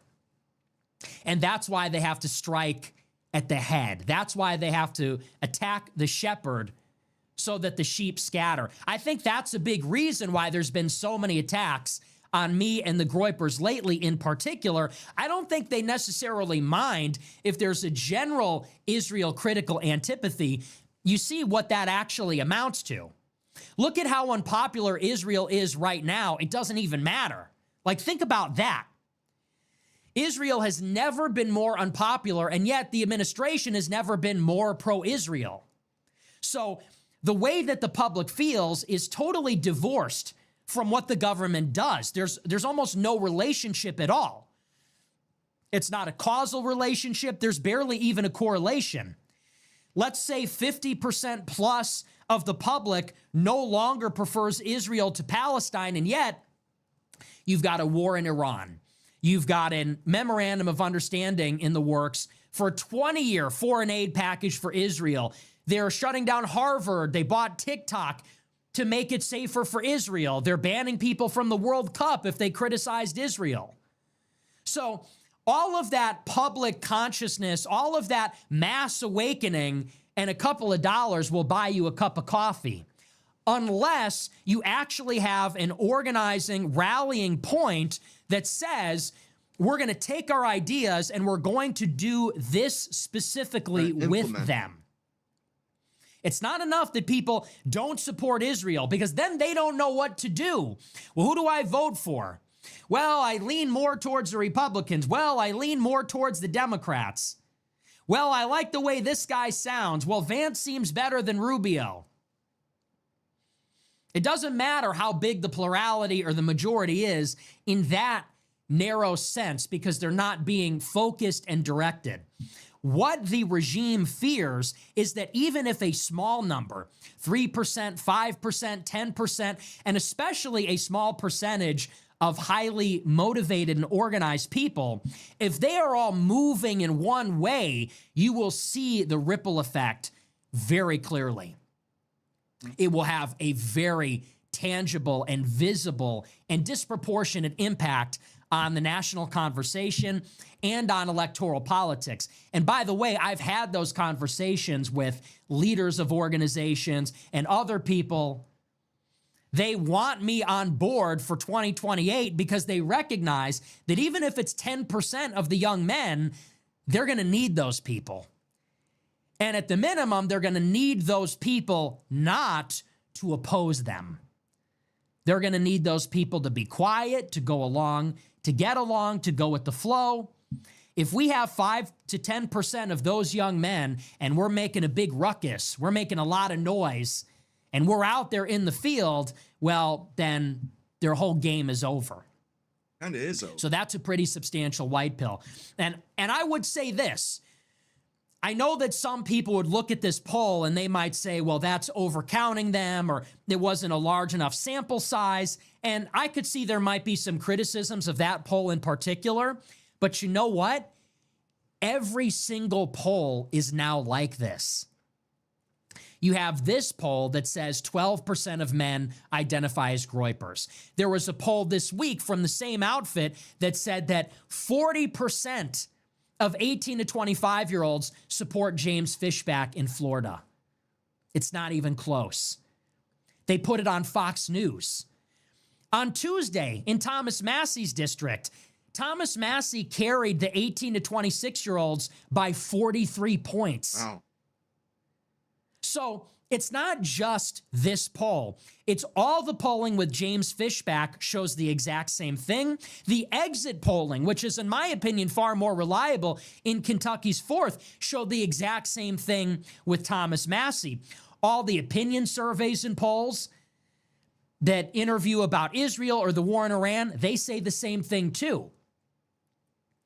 And so what the regime really fears, and if you pay attention, you'll hear them say it all the time, the New York Times, the ADL, the Atlantic, even the GOP for that matter, what they really fear is that they have lost the young people. They've lost the young men. And where the pressure point is going to be is gatekeeping those young men from the institutions. That is now the next stage of the battle. They recognize they've lost the hearts and minds of the masses, and especially the young people. And now what they really fear is that the most intelligent, most motivated, the highest agency young men that you will find at Stanford, UCLA, Harvard, Princeton, Yale, U Chicago, Columbia, those guys are groypers. And those guys are going to be working in the top investment banks and in the top law firms. And they're going to be the interns at the think tanks and on Capitol Hill. And they're going to be recruited into Silicon Valley. And they're going to be recruited into the administration.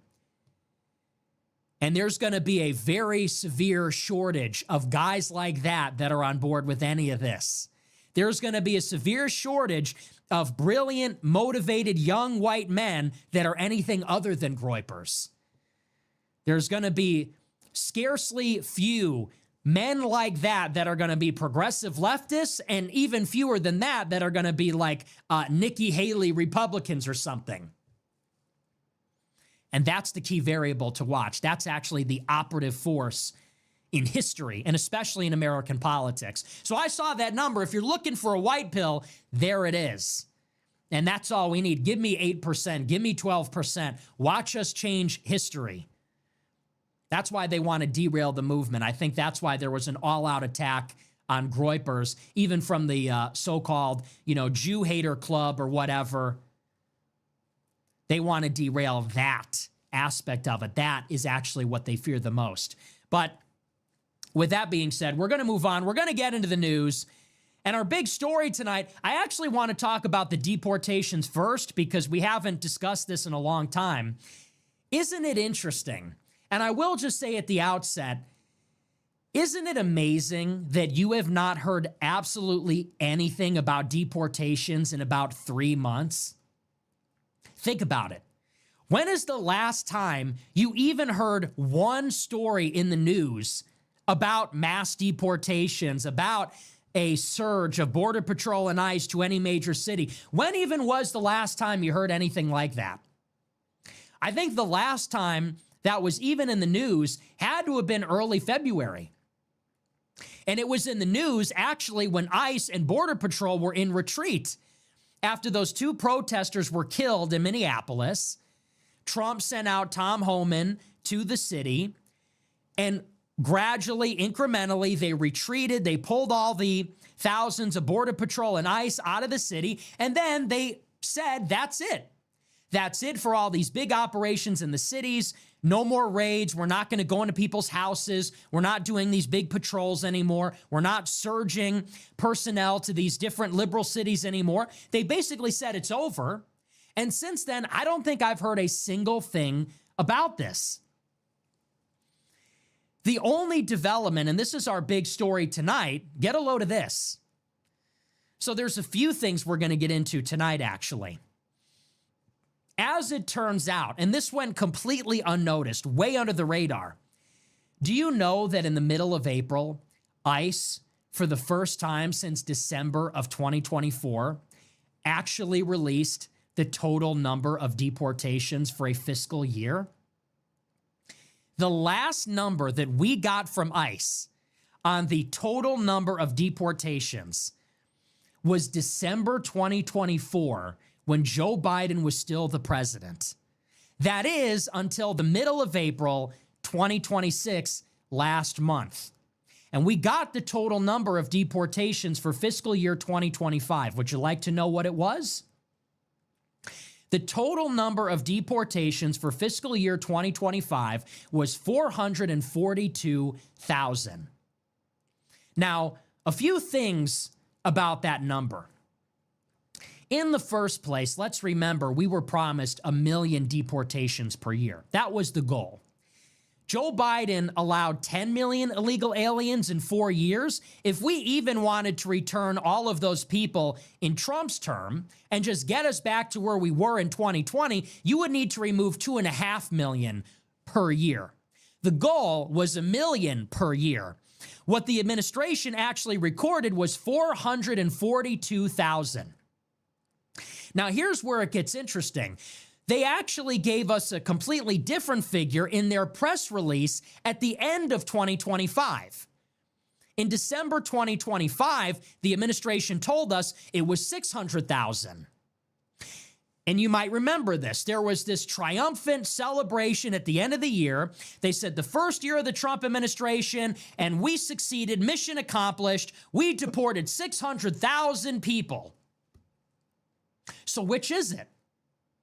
According to the press office of DHS, at the end of last year, it was over 600,000. According to ICE's official statistics in April, it's about 440,000. So what accounts for the disparity?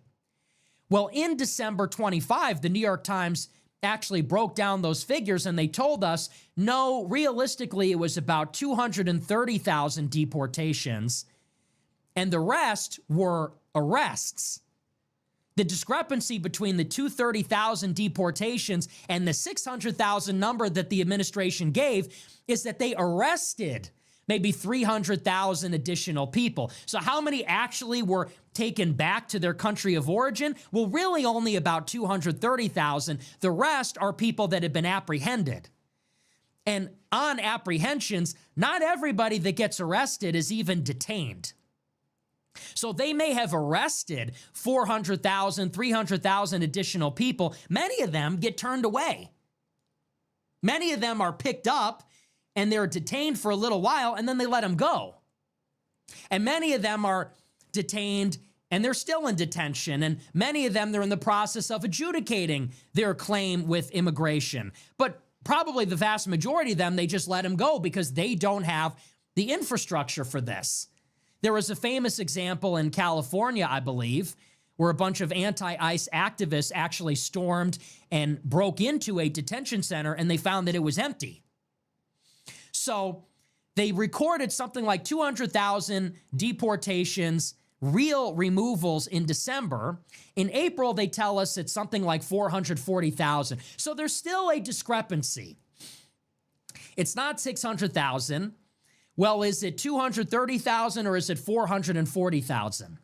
Well, today we finally have learned why we have this discrepancy. And this is really going to blow you away. I mean, this is really bad. This is really something. Is it 442,000 deportations? The answer is no. Because if you actually go on the DHS website and you look at their official report, if you look at the data set, they've done a little statistical trick to inflate the numbers. We're not sure exactly by how much. That's actually the purpose of this little trick. What Tom Homan came out today and said is that the administration is now combining the number of interior removals and returns at the border. And I'll tell you what that means in a moment, but this is a story. This is from Axios. It says, quote, the White House plans to start counting people who were quickly removed after crossing the border in its deportation statistics. Republicans fumed that former President Obama was cooking the books when he used the same playbook to tout record deportations during his administration. White House border czar Tom Homan told the Washington Examiner on Wednesday that Trump will count deportations by combining work from ICE in the country's interior with Customs and Border Protection's quicker returns of people crossing at the border. ICE data released in April showed the agency deported 442,000 people in fiscal year 2025. Yeah. So what does this mean? Well, during the administration of Barack Obama, you had two categories of what counts as a deportation: removals and returns. An interior removal is when ICE, Immigration Customs Enforcement, goes to, let's say, a Home Depot parking lot in Chicago, Illinois, or they go to a farm in Iowa, they go to a meat processing plant in Nebraska, and ICE will go there. They will find some illegal alien who has no papers, no citizenship, no residency. They will apprehend that person, detain that person, and remove that person from the country. That is one kind of deportation. That is an interior removal. And when we think of deportations, obviously that is what we're thinking. What is catch and release at the border? It's when an illegal alien shows up at the border, we catch them, detain them, and then we release them into the interior of the country. And then we lose track of them. And you've got millions and millions of illegal aliens that have either jumped the border, or they're a catch and release, or they overstayed a visa, they slipped in between the cracks, whatever, and now we have these millions and millions and millions of people living inside our borders, inside the interior, inside every major city, and they've got no residency, no citizenship, no paperwork, and they have no legal standing to be here. And obviously that is the problem. When we talk about deportations, we're talking about rounding all these people up and shipping them back. We shouldn't have all these illegal aliens inside the country. They should be picked up and kicked out. That's an interior removal. But there's another category that is classified under DHS and their statistics as a deportation. It is called a border return. And a return is when an illegal alien, which in this case would actually really just be a foreign national, let's say you live in Guatemala, you live in Honduras, you make the journey up through Mexico, you arrive at our southern border, and at that point, you're a foreign national. You're a citizen of Guatemala. You're a citizen of Honduras. You emigrated. You surrender at a port of entry at the U.S. border. Border Patrol, rather than ICE, will pick you up and turn you away. You show up, either you're caught jumping the fence or you surrender at a port of entry. Either way, Border Patrol apprehends you and they send you back to where you came from. They pick you up and they say, nope, you gotta go. And this happens immediately. A border jumper will arrive at the border, Border Patrol picks them up and sends them back. Get out. Interior removal, return at the border. One is enforced by ICE inside the interior and really is a deportation. The other is enforced by Border Patrol and it happens at the border. And we would just call that border enforcement. That's just having a border. Well, under the Obama administration, they just combined those statistics and called all of those deportations. And what started to happen is that as the Obama administration went on, they removed fewer and fewer people and they returned more and more. So the number of deportations remained relatively constant. They actually called Obama the deporter in chief. He got a lot of credit for being relatively conservative on the border, but that's because they were cooking the books. Obama had a very lax border policy, which attracted a lot of illegal immigration, and so they were turning away a ton of people. And every person they turned away, of which there were many, they added to this category of deportations. And so on paper, it said we have a ton of deportations. In reality, they weren't removing anybody from the country. We just had a very bad problem at the border. And many people were getting in, and many people were being turned away at the same time. Now, as this article says, under the Obama administration, and even now, many Republicans would say, you're cooking the books. You're manipulating the statistics. You're deliberately creating this category error so that you can inflate the number of deportations. And that way it looks like you're a lot stronger on the border than you really are.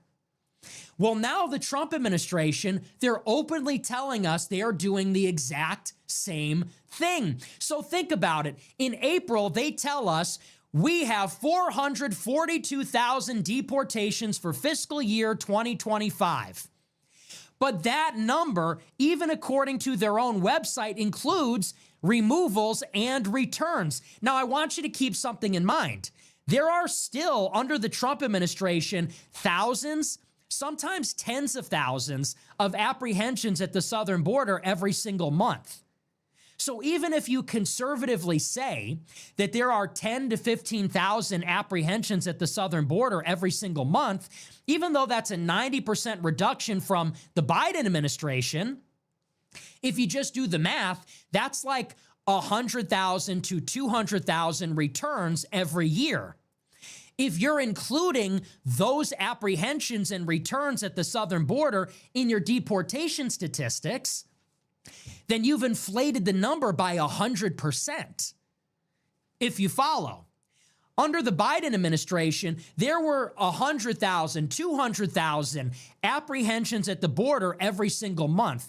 To his credit, Trump got that down to about 7,000 at the lowest, maybe 20,000 at the highest every month. It's a drastic reduction. However, if you are including those numbers in the deportation statistics, you are significantly padding the number of deportations that you're claiming, maybe by double. So if they say there's 442,000 deportations in April, realistically, that might include 200,000 people turned away at the border and 200,000 people that were actually arrested inside the United States and removed, which, by the way, would give credence to the original figure, which is that we might have only deported 230,000 people in the entire year, which, if you're following, is nowhere near the 1 million that was promised. And that's not even close. That's 10% of the 2.5 million that you would need to get 10 million people out in 4 years. And they're not even hiding it. They're openly telling us, they're lying to our faces in the exact same way that the Obama administration did. Now, take it further. So in 2025, we deported, let's say, 200,000 people, maybe 300,000 at the most. How about in 2026? Well, let's see. ICE has actually scaled back its enforcement operations. What the Republican Party told us throughout January, February, and March is that they're actually winding all of this down. The deputy chief of staff in the White House told the entire Republican conference at the Trump Doral at their annual retreat, he said, we're not even going to use the words mass deportations anymore. That's over. Susie Wiles went to the press and said, we're recalibrating. We're not focused on that anymore. The president, Tom Homan, and the new Secretary of DHS have all said, we're not focused on deporting illegal aliens that have jobs, people that have been here 20 years. They said the only thing we're focused on now is deporting those criminal, violent illegal aliens that are convicted of crimes or that have a arrest warrant out for them. But even if you counted up every single violent, criminal, illegal alien, that's only about 1 million people. The new DHS secretary says they're no longer doing these big surge operations like they did in Minneapolis and Chicago and LA and New York. They have ICE wearing body cams. They stopped doing patrols in the streets. They stopped going into people's houses. They've stopped asking people if they have citizenship. So ask yourself this. If in 2025, ICE only deported 200,000 people, 300,000 at the most, then that was under an explicit policy of mass deportations with no oversight, surges, patrols, raids, going into people's houses, all the rest of it. How are we going to get more deportations in 2026 when you don't have any of that? You no longer have a commitment from the president, chief of staff, DHS secretary, or border czar that we're even doing mass deportations. The policy, as stated by the admin, has changed. It was mass deportations. It isn't anymore. In 2025, Trump, Homan, Wiles, and Noem all said it's mass deportations. To that end, they said, we're coming into Chicago. And what are we doing in Chicago? Patrols. We're looking for people in Pilsen. We're looking for people in Little Village. And we're going to go into their houses. And we're going to ask them if they speak English. And if they don't, we're picking them up. And we're sending them to a detention center. And we're not wearing body cams. So if we beat the fuck out of them, well, maybe that's just what has to happen. Those were the policies that got us to 300,000.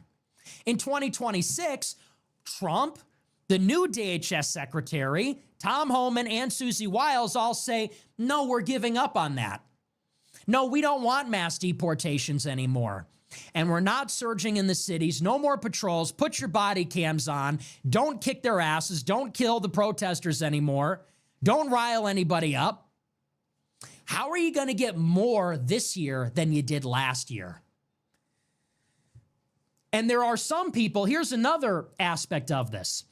Some people say, well, the Trump administration is only saying they're not doing mass deportations, but in reality, they're still carrying out those policies. Well, let me ask you this.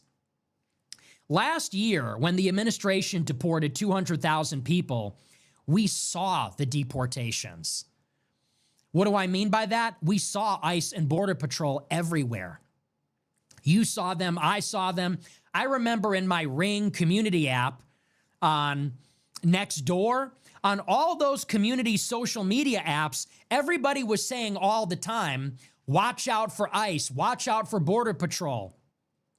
It was on social media. They were marching down the streets, dragging people out of their cars. In other words, it was visible and everybody noticed. And that is why these left-wing activists were mobilized, because it was happening in their communities. It was happening in the big cities. So they got out there to obstruct these operations, record them, try to interfere in them using their vehicles or trying to get in the middle of these apprehensions. How are you going to deport as many people, or twice as many, 3 times as many, and nobody's going to notice? Last year, everybody noticed. So if we were deporting the same number of people, you would suspect we would notice it just as much. If we were deporting 2 or 3 times as many people, which is to say 400,000 or 600,000 people, well, how could we not see it at that point? That's an impossibility. The unignorable reality is that mass deportations did not happen last year, and they're not happening this year. And I got a news flash for you. They are not going to happen next year. They are not going to happen in 2028. Would you like to know why? Because what just happened in Congress? What just happened is that the Democrats, using their mere 7 seats in the Senate, shut down a funding bill for DHS. And so they defunded the TSA, the Coast Guard, all these other agencies under Homeland Security, unless the White House agreed to put all these restrictions on ICE operations, including new rules of engagement, body cameras, that they're not going to carry out the patrols, basically all the things they already stopped doing.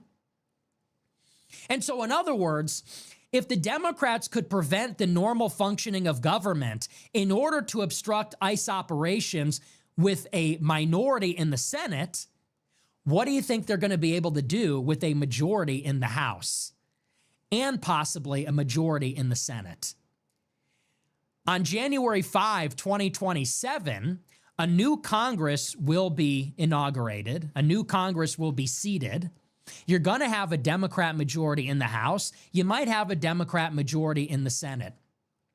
Trump administration is going to need approval on all these new spending bills, all these new omnibus bills. They're going to need appropriations to fund their military, all their other priorities.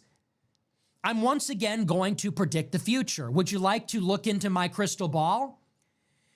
What is going to happen next year, it will happen in the fall and then it'll happen in the spring, is appropriations are going to run out. Trump will need to come to the Democrat House and say, I need my budget. I need my appropriations. I need money to fund the departments and agencies of the federal government. And you know what the House Democrat leadership is going to say? Speaker Hakeem Jeffries is going to tell the administration, we are going to defund DHS. We're going to defund ICE. We're going to include all these stipulations that hamstring ICE operations. And if Republicans in the Senate don't agree to pass it, if you don't agree to sign on to the legislation, well, then we're going to defund the government. And there might be a government shutdown over this. And in the end, the White House is going to walk away. They're going to agree to all these stipulations. And why are the Republicans going to be into that? I'm going to tell you why. Because the Democrats will be doing the Republicans a favor. Republicans do not want mass deportations for 2 reasons. If you have millions and millions of illegal aliens being deported, then you're going to have a massive increase in labor cost. you're going to have a big depression in demand, in aggregate demand. Let's say you deport 3 million illegal aliens. You know what illegal aliens do? They buy stuff. They buy cars. They buy fuel. They buy food. They take vacations. They buy everything that everybody else buys. They have Netflix subscriptions. They buy stuff. They have demand for housing and rental units. If you deport 3 million people, that's 3 million fewer consumers. It's a lot of business. And so you have less demand. They're not doing it. But those illegal aliens also have jobs, and they do them for cheap, and they do them under the table. They do all the landscaping. They are the maids. They do all of the trade work. So they are the electricians, they are the carpenters, they are the painters. And by the way, that is kind of what supports the entire economy. The municipal and local governments, they need contractors, they need inspectors, they need these kinds of people. Every business, every private sector, commercial business and government, they're hiring landscapers, they're hiring maids and cleaners and janitors. Where are they going to find all these replacements? Well, they're going to need to pay Americans a living wage. And they're going to need to provide health care, and they're going to need to comply with OSHA, and they're going to need to pay payroll taxes and all the rest of it. So what is this going to do? Well, it's going to eat into profits, and it's going to eat into aggregate demand. It's going to eat into consumer spending. And what all this points to is a slowdown in economic growth. Lack of profits for investment, lack of consumption, which is growth. That's how GDP is calculated. So Wall Street does not want mass deportations because they don't want to pay a labor force more. The municipal government doesn't want to pay more for they need these people. The banks, the asset managers, anybody that owns any kind of appreciating assets in this country, they don't want to see that happen. Anybody that owns real estate, any landlord, they don't want to see a depression in the demand for rental units. So the Republicans, at the behest of Wall Street and agriculture and the Chamber of Commerce and the rest of them, they don't want to get rid of all these consumers and producers. Simultaneously, if the Trump administration is deporting all these Hispanics, that is going to crater their support with Latino voters in the 2028 election. And they know that. That's why they're telling Republicans don't talk about deportations, because they're underwater with Hispanic males, and they know that's going to be a big problem for them even in 2026. So if you're looking into the crystal ball, you didn't get deportations last year. You're not getting them this year. And if you think that all we need to do is vote for them one more time, and then we're going to surely get them next year or in 2028, let me just spoil it for you. You're not going to get them next year or the year after that either. There is zero chance you're going to get them in the next 2 years if you didn't get them in the first 2 years. But this is how they keep people hooked. Don't you see it? In 2024, Trump said mass deportations. And do you remember every Republican told us the only overriding reason we must vote for Trump is for those mass deportations? They said, if for no other reason, you must vote for Trump because the alternative is the Democrats are going to import millions of people and Trump. Bro, I've been told this same thing like 1,000 times. I was literally just replying to this. You're literally the one that's Israel first. You're handing them wins for the team that's entire platform is Israel's goals for the U.S. You're being duped, my guy, possibly even bamboozled. Like, it's fucking absurd, man. Is going to send them back. And so they branded everybody that didn't support Trump as a traitor to the immigration restriction agenda. Fuck Trump, man. They said, look, immigration, that's all that matters. Israel, don't care. Iran, don't care. Miriam Adelson and Tim Mellon and Elon Musk and H-1Bs and Little Tech don't care. Trump said staple green cards to diplomas, doesn't matter. They said immigration. They said you must vote for Trump because immigration's the most important issue. Trump is going to deport millions of illegals. And so that's I can overlook everything else because of that. And what happened? Well, in the first few weeks, the deportations were not going on. So what did we hear? Well, the Trump defender said, give them 6 months. They don't have the money. They don't have the personnel. They don't have the infrastructure. Remember? When Trump got in February, March, April, May, there were no deportations. You know, and think about this. You know what sanctuary cities, you know what that is? That's a big billboard saying, hey, illegals, come here. Patronize our businesses. Buy our shit. Work in our stores. Work in our fucking daycares. Spend your money here. Sanctuary cities aren't about empathy and giving sanctuary to foreigners and people that are down on their luck. It's literally about raping them as consumers. That's America. It's like they're fighting over the consumers that they get to rape and steal from and kill with fucking poison food. It's incredible. These fucking immigrants are so stupid. They just waltz right in there thinking that they're being welcomed to heaven or something. Like, bro, they're fucking tricking you into going to hell, bro. Are you fucking retarded? You should have never left your country. And people said, hey, so what's going on? When does the golden age begin? And the Trump defenders said, well, it's only been a day. It's only been a week. It's only been a month. It's only been 3 months. Well, you got to be fair. They have to fix DHS. Tricking you into going. They don't have the funding. They don't have the personnel. The personnel do not have the proper training. They don't have the detention space. Literally just replying to this. So what did they do? They pushed this one big beautiful bill. Remember? They pushed this monstrosity of a bill. It's going to add trillions to the deficit in the next 5 years. What this was really about was making the corporate tax cut permanent. Absurd, man. A moratorium on AI regulation, among other things, but the big thing was cutting the corporate tax rate permanently. And what they threw into the big beautiful bill was $90 billion for ICE. Israel don't care. Iran and so don't care. That time they were telling people, you have to support Trump's big beautiful bill because it's got money for immigration. Isn't this why they say Thomas Massey had to lose? Doesn't matter. Thomas Massey voted against this bill. And so Stephen Miller and Randy Fine and the rest of them said, Massey voted against our border security package. He voted against our mass deportation bill. You must support the passage of one big beautiful bill because it has immigration money. It's not really about the corporate tax cut. It's about the money. So what did we hear? Okay, here's your bill.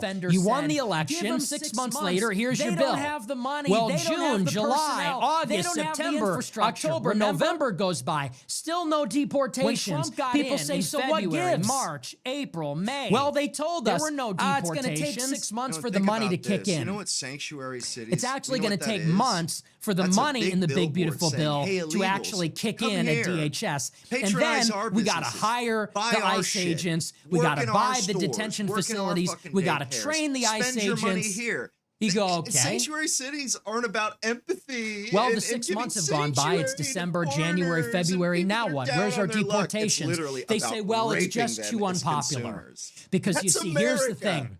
We It's got like a midterm they're election fighting coming over up in 10 the months. consumers that And they this get is to a rape bloodbath. and steal We from have and 2 kill dead with protesters. fucking poison We're food. underwater with It's Hispanic incredible. males. Mass These fucking deportations immigrants are aren't so polling well stupid. They just anymore. If waltz you look right at the in there opinion thinking that surveys, they're being nobody supports welcomed this to heaven policy. or something. It's getting Like, ugly. bro, We're they're getting killed in the fucking media with this tricking you into wall-to-wall going to coverage hell, of bro. these civil rights Are you violations. fucking We retarded? lost Joe You should Rogan. have We never lost left your Tim Dillon. country. We lost Dave And people Smith. said, hey, We got to so what's shut the going whole on? thing down. When does the golden age begin? And the Trump So defenders now it's May of said, 2026. well, it's and you only know what been they're a day. saying? They're It's saying, only been a well, week. you see, this is It's why only we got to been a vote month. for It's them only in the midterms, because once the election happens, then they won't have to worry That's so about the weird. upcoming election, and then they can bad, really guys. do it. Tom Homan says the deportations are still coming next year. Question This is how everything they keep you on 8750 the says, hamster wheel. audio It's loop always 2 JT. more weeks, 5 more weeks, 12 more weeks to slow the spread, 12 more weeks before a ceasefire in Iran, 12 more weeks before mass deportations. Am I wrong about this? Am I wrong about any of that? Think about that timeline. By the way, they were even telling us this in 2022. I'm old enough to remember in the 2022 midterms, that's when illegal immigration was the worst. In the first 2 to 3 years of Biden's term in office, in 21, 22, and 23, immigration was out of control. And Republicans campaigned in the 22 midterms saying, we're going to use our power to defund and audit the foreign aid to Ukraine. And we're going to use our power to get those J6 security tapes to exonerate the J6 defendants. And they said, we're going to get in and we're going to force a vote on border security. And we're going to make the Biden administration close the border. And they didn't do it. In 2023, they agreed to raise the debt ceiling indefinitely. No compromise on immigration. A year later, in 2024, there was a big impasse with the Democrats. They said, we're not going to approve any spending until we get border security. And then you know what happened?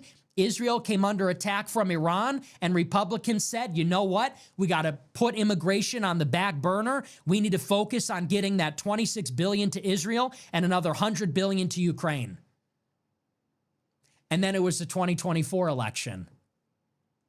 Okay?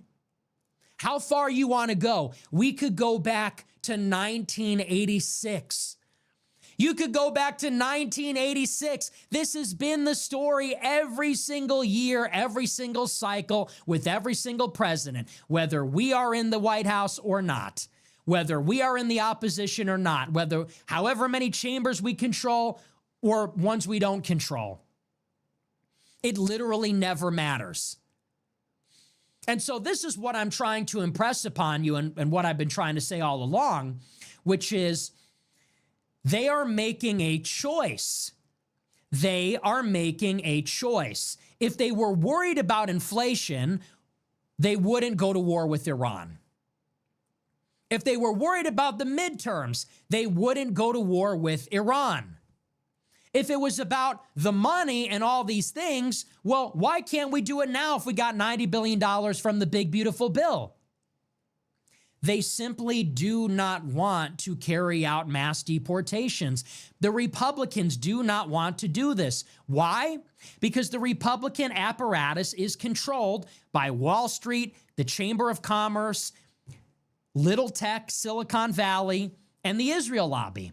And mass deportations is not something that any of those factions want or care about.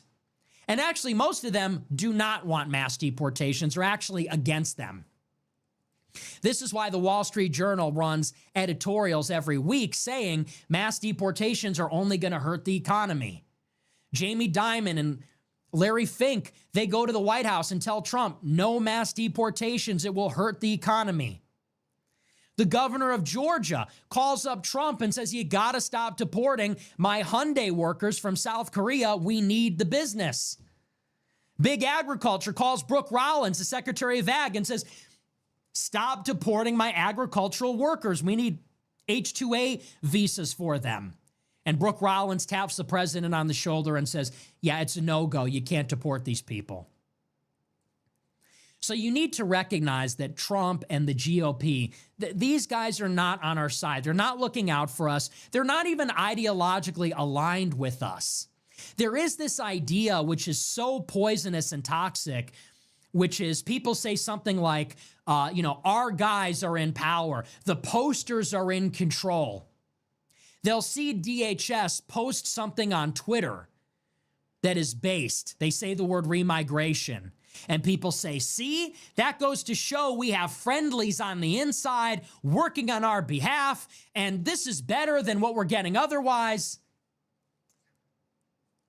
And it is not. You think that you are tricking the billionaires into supporting your white nationalist GOP that is going to get in and deport all the illegals by virtue of the fact that they aren't white, when in reality, the bankers in Wall Street and Israel are tricking you into voting for their regime of Jews and Wall Street asset managers and Silicon Valley technocrats thinking that, you're going to get the deportations that you want. It's the total inverse. So that's the situation with immigration. Here's the last thing I'll say about it. After they started winding down the deportations in February, you might remember it was this slow and painful process where every single week they would announce, we pulled another 1,000 ICE out of Minneapolis. We pulled another 1,000 Border Patrol out. We're winding the operation down. The operation's complete. It was so obvious that they were done, like they're finished with it. The Trump administration is not interested in doing this policy anymore. And I remember at that time, they announced this executive order that the administration would start to target illegal aliens' access to banking services. There was some press release or some planted story. It said the administration was looking into an executive order that would bar illegal aliens from opening a checking account without their citizenship papers. And I remember, as the Trump administration was in real life tangibly ending mass deportations, you had Trump defenders on the timeline saying, yeah, but in the future, we're going to get this policy that will lead to self-deportations. And this is a theme. This is a pattern. What do we want the deportations to look like? We want ICE. We want big guys with guns in uniforms to find illegals, physically apprehend them, put them on planes, and send them out of our country. And they can do that. They have the money and the authority and the jurisdiction to do this. And that is what we want them to do. And if they're doing a lot of that, probably many of them will flee on their own. Well, in reality, they're winding that down. They're telling us you're going to get a lot less of that. That's over. Now, you should be protesting that. If you support the policy, you should be out there expressing your discontent and saying, whoa, that wasn't the deal. Why are you giving up? No, we want armed big men in uniform apprehending illegals and getting rid of them. Like, no, you can't wind this down. You need to ramp it up, actually. But as the policy was being wound down in real life, people were telling us, no, it's okay. No, this is not a disaster. This is fine, because we will get an executive order in the future, which in an indirect way is going to make it uncomfortable for illegals to live here. And we were supposed to be satisfied with this. The thing that is happening, the direct deportation policy that is happening, that we were promised, that we were getting, is now being taken away. And we're being told we should accept this because there's a theoretical offer on the table in the future where, we're going to do this thing and it's going to be a backdoor way at getting them to leave eventually. And we were expected to say, oh, well, that's the administration being smart. That's five-dimensional chess. That's them playing politics. That's them being serious. Well, here we are in the future, in our promised future, and our theoretical executive order has become real. So they rolled this executive order out last week. Semaphore was able to obtain the draft of the executive order. And do you know what it says? Well, it turns out the whole thing was bullshit. They didn't say that illegal aliens can't get a bank account. They're not asking the banks to request citizenship information. You know what the executive order says now? It's advising banks to be extra careful about red flags that might indicate payroll fraud.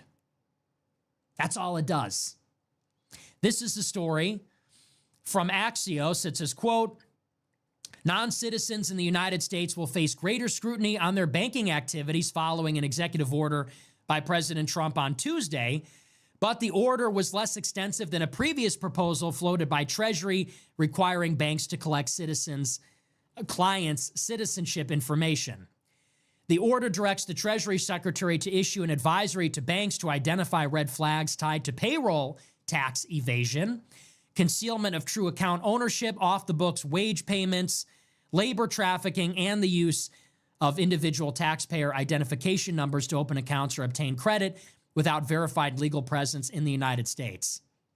So the actual operative clause here is it's an advisory to identify red flags tied to payroll tax evasion. You got that?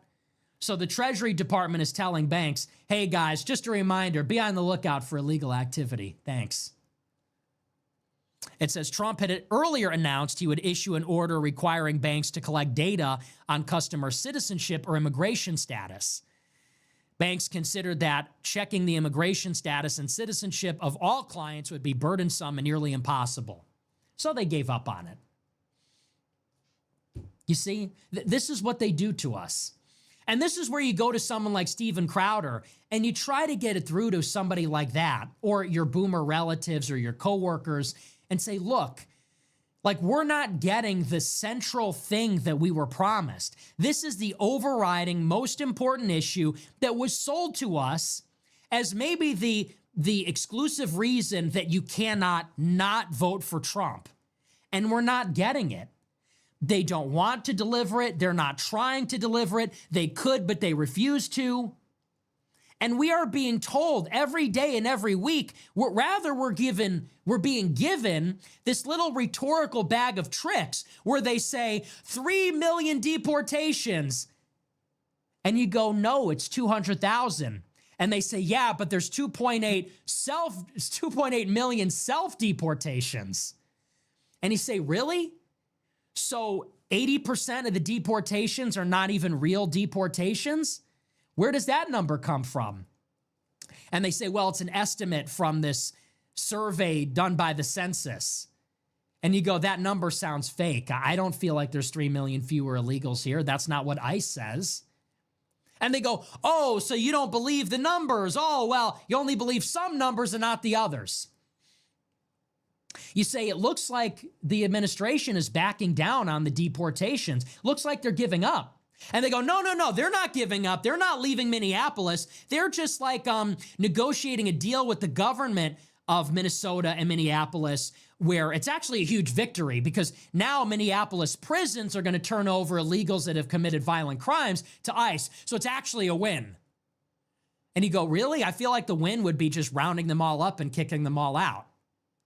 And they go, yeah, but you see, here's this executive order. They're going to ban them from having bank accounts. It's really strategic. You see, we are in a midterm election. So if we were just rounding them up, that would look really bad. This is like 5D chess. If we ban them from having banks, they'll quietly leave. And then 3 months go by and you're like, yeah, that didn't happen. That never happened. That executive order was canceled. They didn't do it because they said it was too hard. And those people are already on to the next thing, already on to the next excuse. And it's sort of like what Hitler said about arguing with Jews. You ever hear that quote? Or was it Goebbels? It's like you make this argument with these people, they just fight and fight. Even if you get them to admit it isn't happening, you come back the next day, it's as if you never had that argument. You come back the next day, it's a different excuse. Well, you see, it's only been 1 week. It's only been 1 month. Well, we just need the money. Okay, we have the money, but we don't have the personnel. Okay, we have the money and the personnel, but now it's an election. We have this executive order. Around and around and around it goes. And then they tell us, well, it's good enough. And then in the end, they say, well, at least we're getting anything. They say at least it's better than the Democrats because the Democrats would have brought in 10 million more people. And you go, so are we just going to play this game forever? Like the Democrats bring in 10 million people and then, we bring in like 2 million. And then the Democrats bring in 10 million people and then we slow it down for a little while. And you want to say, okay, so at what point do we actually make any progress? You don't seem to understand. We're not making progress. We're just slowing the rate of decline. Those 10 million illegals from Biden are still here. 10 years after Trump ran for office, there's probably like 20 million more illegals. Do you know how crazy that is? Like, think about that. literally a decade ago, when I was in high school, Trump ran for office saying, we have too many illegal aliens here. The border is wide open. We need a president who is radical that will just build a fucking wall and get these people out of here. 10 years later, there are 20 million more illegals than when we started. It's worse.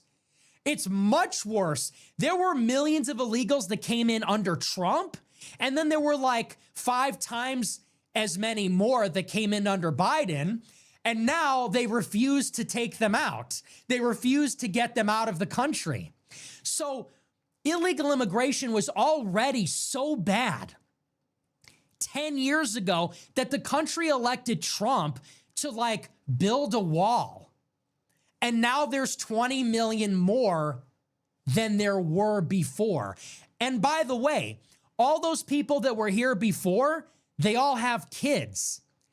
So their kids are now 18 and they're citizens and they're voting in elections. And the people that came in under Biden, if they are not deported, well, they will be here too. And in 10 years, their kids will be citizens and they will be voting too. Are you starting to see the problem? So year after year on net, we're still losing. Even you can say all day long, well, if the Democrats got in, it would have been worse. At least we're getting something.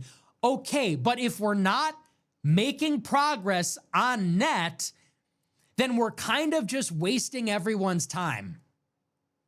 What we're really doing is just retarding the rate of decline. That's all that is happening.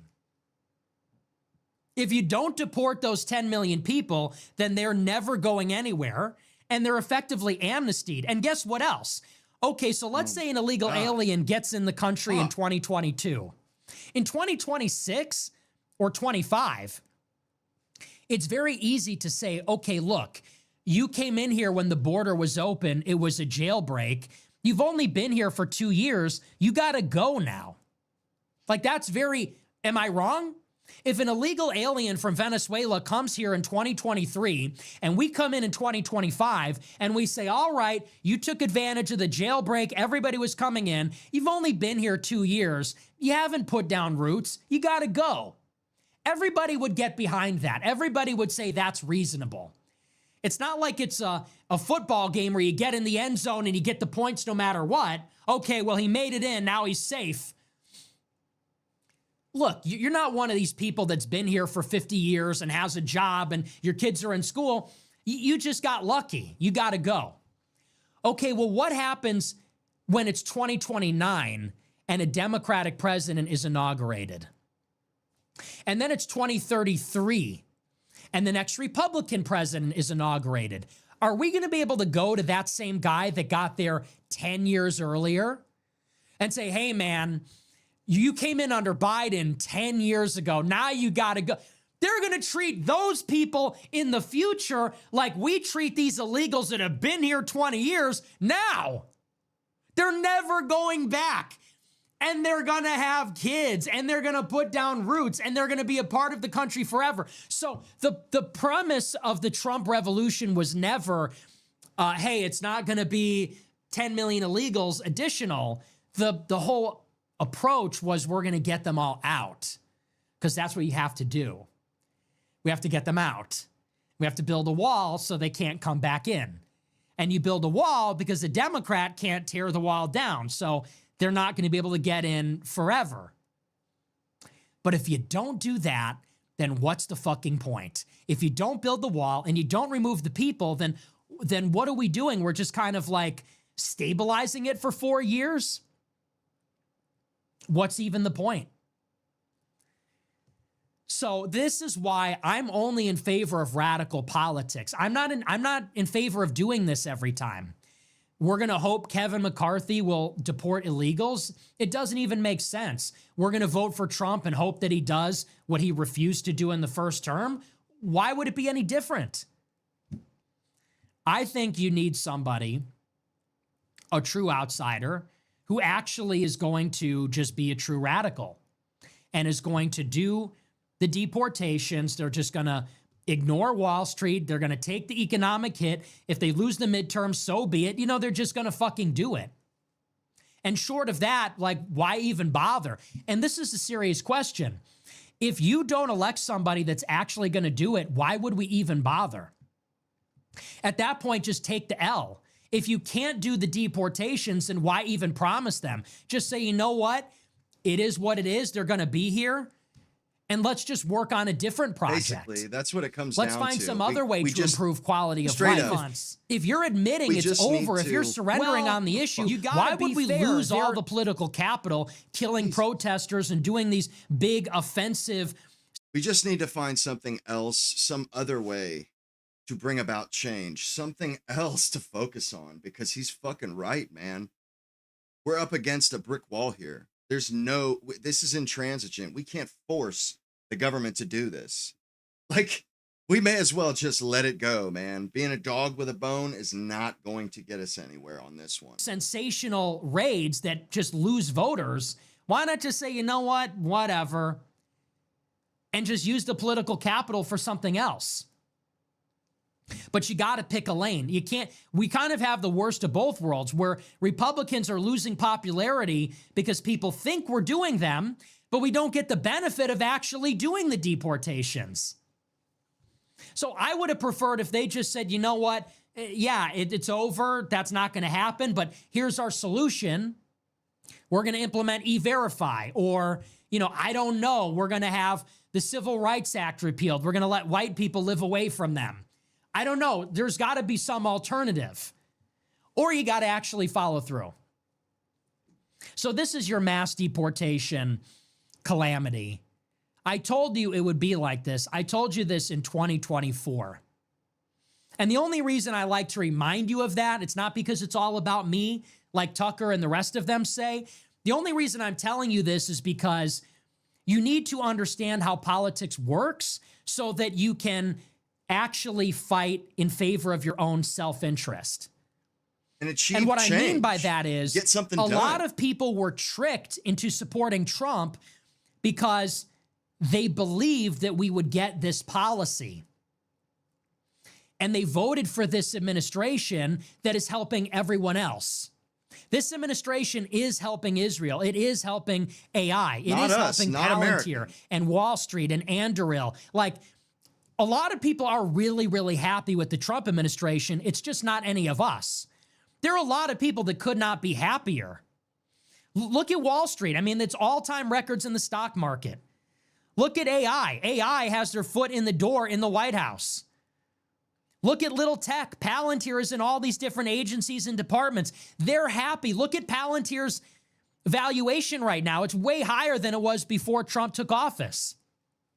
So some people are very, very happy. We are not. And you voted to make those people happy because you were tricked. So the reason I say, yeah, I told you so, I predicted this, is because I want us to do things that actually get us what we want. Vote in a certain way, do activism a certain way, that it actually results in we get our policy priorities, we get some concessions, we get something out of the deal. But if you keep getting suckered into voting in exchange for nothing, you will never get anything. And this is where we are right now. We are getting nothing. We're not getting no new wars. We're not getting mass deportations. We're not getting the Epstein files. We're not getting any free speech on the internet. We're not getting price stabilization. We're not getting cheaper houses, cheap gas, cheap groceries. We're not getting anything. We're not getting our enemies put in jail. We're not getting anything. The most you could say is we're not getting attacked. The most you could say is we're not actively being attacked by our enemies. That's it. But nothing is being done for us. So that's why we need to become politically conscious and start to push in a direction where the Republicans have to take us seriously. This is why I'm telling people don't vote in the midterms or vote Democrat. That's the language they will understand, because then they'll know in 28, oh, we need those people in our coalition. And the only way we're going to get them is if we actually give them real assurances, if we actually listen to them and get their personnel in and the rest of it. If we condition our support upon certain priorities, then they're going to know they need to follow through. It's as simple as that. But we're out of time, so we're going to skip Iran. I guess. And people fucking hate this message because you're just supposed to keep pulling the lever. Keep putting them in office. That's your job. The Republicans look at you like you're crazy or evil. How dare you withhold your vote from us? We own you. Don't you know that, Republican? Don't you know that we own you, that we represent you? You're not allowed to put anybody else in office. You are our bitch. You are our political bitch. Lay down, conform. Vote for us. How dare you think that you have a choice? How fucking dare you think you have a choice? We'll save that for tomorrow. In fairness, I already covered it on Telegram. But I think we might get into it a little bit tomorrow. But for now, we're going to move on. We're going to take a look at our super chats. We'll see what you guys have to say about all this. Let me get set up here. How's the mustache? Are people liking it? What do you think? The hair's a little bit too long right now. Man, you know, honestly, I feel bad for Nick. He has such an empty life that he spends a lot of time thinking about his hair, thinking about his facial hair, thinking about his jawline. What kind of a fucking life is that? It's pathetic, man. Congrats, Nick. You've got everything you ever wanted. I think no beard is the move because when I have a beard, you can't see how hollow my cheeks are. You can't see how skinny my face. Like, why lose all the weight if you're just gonna, you know, hide it behind the beard? So I had to. I think, you know, whether it's mustache or clean shaven, that's got to be the way. Yeah, look at that. Look at me. Look at that. Yeah, no, that's better. I can't believe how fat I was. I look at my streams from like October and I'm like, wow. I was fat. I was chubby. All right. Okay, we're going to move on. We will take a look at our super chats. We'll see what we got here. We got some big ones tonight. Okay, let's see. Chimachungus sent $20. Since losing weight, you've had fewer hangry crash outs and ravenous food commentary. Food becomes an addiction. You might be right about that. Yeah, you might be right about that, actually. Maybe I was addicted to food. I don't know, though. I feel like I'm just in a better mood in general, but there might be some truth to that. White-ass nigga going al dente sent $20. You look great with or without beard. I like that you switch it up. Keeps us on our toes. Thanks. Candace Loves Nicholas sent $20. How do you feel about people who chew with their mouths open / smack / slurp / lick sauce off plates? Sloppy eaters, yay or nay? Oh, I feel like that's got to be from somebody I know. There is nothing that bothers me more than that. Like, that is the easiest way to give me the ick. I have some people that I know that do that. And what do you even say? I was with somebody the other day. I was with a friend of mine. He's not going to appreciate this at all. He's not going to be happy. Not going to be happy that I said this. But I was with somebody the other day, and bro is literally smacking his lips, chewing like a horse.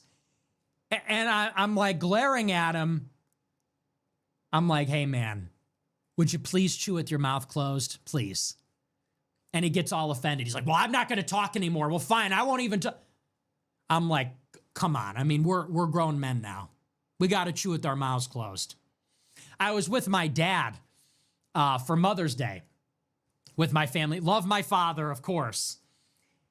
But I saw my dad. I honestly was appalled. He licked the sauce off his fingers. I saw him. I was sort of like looking right through him. It was like one of those shots where they like zoom in, but they move the camera back. I was disoriented. I was like looking right through him. I was like, it was a betrayal. I couldn't believe it. And he's like, what? What's the problem? I'm like, did you just like lick that sauce off your finger? What are you doing? There is nothing that bothers me more than that. He's like, well, I didn't really. I'm like, we can't be doing that. So licking plates, licking fingers, smacking lips. We can't be doing all that. I don't think there's anything more disgusting. I don't think there's anything worse. I'm very sensitive to that. I'm very sensitive to chewing sounds, very sensitive to chewing with the mouth open. If I catch anybody with fingers in the mouth, I'm going to literally crash the fuck out. I remember my old assistant, he always used to bite his fingernails. And I'll never forget. He was in my living room one time and we were talking about something and he was chewing on his fingernails while I was talking to him. Like this. He was like, and I stopped what I was saying. I said, hey. I said, can you take your fingers out of your mouth when I'm talking to you, please? Thanks. And he got like so mad. He was so bent out of shape about that. That actually came up when we had a big falling out. I think that actually came up when we had this big crash out months later. But I can't. I just can't. You're going to have your fingers inside your mouth. Like, what are you doing? What are you doing? I'm talking to you. And he's got his fingers in his mouth, chewing his nails. I wanted to slap him. I wanted to give him a slap. He was bigger than me, would have kicked my ass, but like, it's like, please take your hands out of your mouth when I'm having a conversation with you. Do that somewhere else. You want to bite your fingernails? I think that's gross. People that have, you can always tell. You know what I'm talking about? Somebody that bites their fingernails, their fingertips are always red and raw, and their fingernails look like they're half eaten. I don't even want to shake your fucking hand. You know what I'm talking about? I know fingernail biters. I'm not listening to anything. And I don't even want to shake their hand. I'm like, get that fucking hand away from me. I don't know where that hand has been. I don't know where that mouth has been. That's just gross. It's very important to me that people have like well manicured hands. And I don't mean like you get a manicure, but I mean, it just says a lot about a person, I think. And if you're biting your nails like that, I think that's just repulsive. You're a disgusting human being. Because think about all the things you touch during the day. Think about all the doorknobs and escalator, railing, whatever, stair railing, shake people's hands, touch your phone screen, wipe your ass. And then you're just going to eat whatever is growing on your fingernails. It's just vile, disgusting. Should be a genocide. Should be an absolute genocide against those people. That's the only genocide I would support. People like that should be just fucking get them out of here. So it's a big problem for me. I don't like it. Sent $100. NJF King of NY. King of New York. Thank you for the big super chat. Appreciate it. It's true. Vegas Groy percent They $20. love me there. Today I agreed with Cenk Uygur. Who'da thunk? Trump really was the great unifier. America first. PPL on both sides hate him. Yeah, some truth to Lamb that. sent $20. Wasn't asking about Herrera earlier. Just saying I can't vote for him since he isn't AF. Gonna vote blue. Is he not? Once again, I don't know. Cock-a-doodle-doo sent $20. Cock-a-doodle-doo. All right. Nefarious Grow I percent $20. Next time use Tiki Tiki Funk in the intro, brother. I don't know what that is, but thanks. Titanium sent $1,000. Yo, thank you for the huge super chat. It's great. There's been a lot of big super chats lately. It's crazy. And always with no message. I don't even know what to say. 07s, man. God bless you. 07s in the chat for Titanium. Thank you very much. That's just nuts. But hey, I'm not complaining. I really appreciate the support. We need it, man, because who knows? You never know what's going to happen. I got a bad feeling about it. I don't want to put that in the universe, but they're going for the super chats. They're coming for the clips. So we're kind of back in. We're preparing for hibernation again, but I really appreciate the support, man. God bless you. Your Dane Grower percent $20. Great show as always, Nick. Shout out to it Retarded Groper and all my other Growipers on X. Loving my feed because of you guys. Hey, thanks a lot. Halo 7 sent $20. If Uncle Alex sent you methylene blue, would you try it?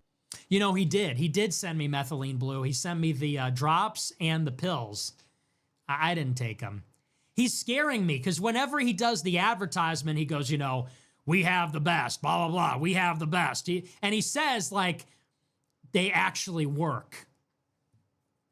It's not like vitamins where it's questionable if they even have any effect at all, so it just doesn't even matter. You just piss it out. But the methylene blue kind of scares me. It turns your brain blue. It turns your bones blue. I don't know if I can get on board with that. Mark sent $1,000. Shout out to the mods, devs, curators, and clippers. Yes, big shout out.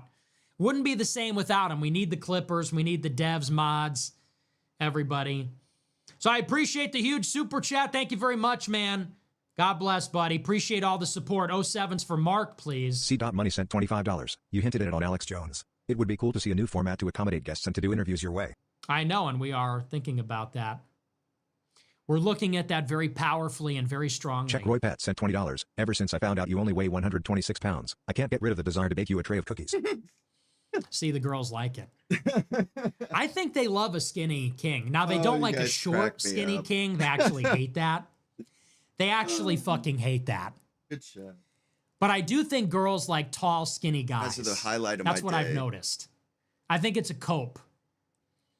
I think the ultimate that women find attractive is pretty boys that are tall and skinny, and everybody else can fucking die. Everybody else can just die. They like skinny, but they need you to be tall. And you could be muscular and short. You could be skinny and short. They just want you to like go somewhere else and commit suicide in a way that doesn't bother anybody. They want you to go somewhere else where you won't be discovered, where you won't like make a noise. It's not a burden, and they want you to just cease being alive. Skinny, fat, muscular, it doesn't matter. Rich, poor. No, but hey, I wish someone would make me some cookies. I haven't had a cookie since 2009. Alexandria sent $20. Love your show, but can we stop with the AI slop/taxi driver posting? It's giving mega, uncool and cringe. Well, I like it. Bryant Fulgham sent $20. They're attacking me for being gay like holy shit, it's 2026 not 1950 like that's the worst thing in the world. I'll take it. Okay, so I don't know, what are we going for here? You're saying you are gay? Yeah, I don't know what, I'm not sure what the vibe is with that one, but yeah, like, we're bringing back the 50s, so sort of like we're not progressive in that way, really. Complacent Wagey sent $30. I like your take on American colonialism yesterday. They want to come to US so badly, why not bring the US to them instead? Cool face emoji. Exactly. Hilton sent $100. Exactly. Thank you for the big super chat. Los No Angeles sent message, appreciate $200. it. Follow up on last night's super chat about the Groyper poll conducted by DPSI. I noticed you saw the 7.8% self-identified Groypers number. The other number we are putting out now is 13.4% Really? approval rating for Nick Fuentes nationwide among likely voters. America No first is way! inevitable. 13% approval? That's very low, though. 8% support is good. 13% approval, it's like, wow, dude, everyone hates me.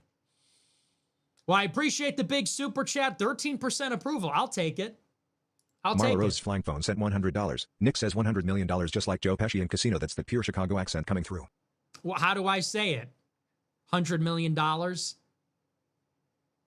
Isn't that, I'm just saying it like anyone would say it.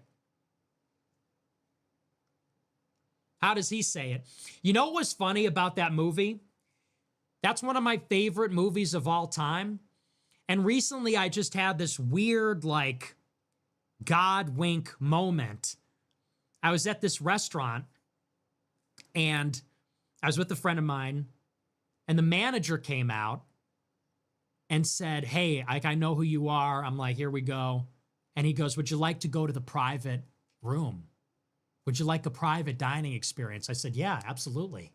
So he takes us to the private dining area. And you know what movie was on the TV? Casino. I was like, this is like a sign from the universe. Am I reading too much into that? I feel like I read too much into everything. But that happened. I was like, no way. This is such a weird coincidence. But yeah. How do I say $100 million? Groy percent $50. Well, maybe if you also start eating clean, you would sleep better. Dude, shut up. Groy percent $50. I thought we were trolls. Wishing you continued success. Hey, thanks a lot. I don't want to hear that eating clean. Eating clean is just one of those sentences that it just doesn't mean anything. It's all food. What does that mean, eating clean? Eating clean. Like, what am I going to eat? Like a bushel of hay? a bushel of lettuce or something. When I imagine eating clean, I imagine like a charcuterie board or like one of those party trays of vegetables and ranch. Fuck you. Maybe if you start eating clean, you would sleep better. Maybe fucking mind your own business and shut up. Prodigal Grow percent $20. Try that. Check out Clash with Students for Life at Pusa with Jeff Durbin exposes Pusa using pro-life for political gain. Love the merch. I will check that out. There's other reasons I can't sleep. People always say, oh, you can't sleep because of your diet.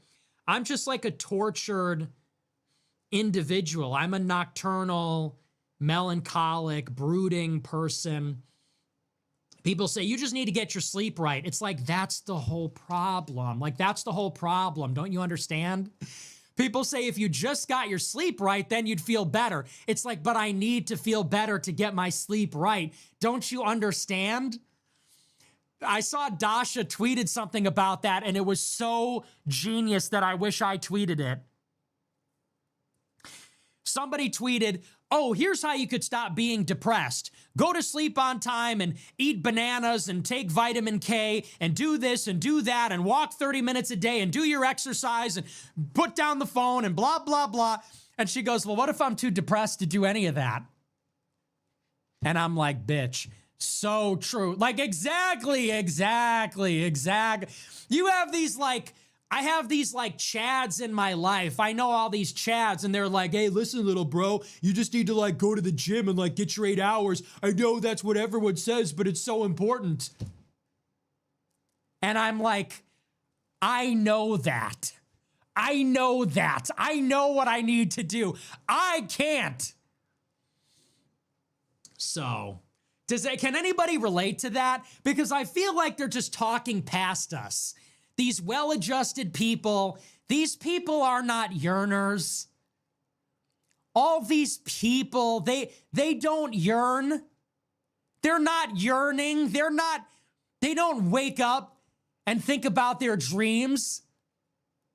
They're not like that. And you have all these people out there, they're like, I don't know, I just do my food prep on Sunday and then I go to sleep at 10 o'clock every night and then I hit my, what are those stupid fucking indoor bikes everybody has? I hit my Peloton for 20 minutes. It's like, well, I don't really feel like getting out of bed right now. I don't feel like getting out of bed and eating a carrot and getting on a Peloton because I'm not a rabbit. I'm a human being.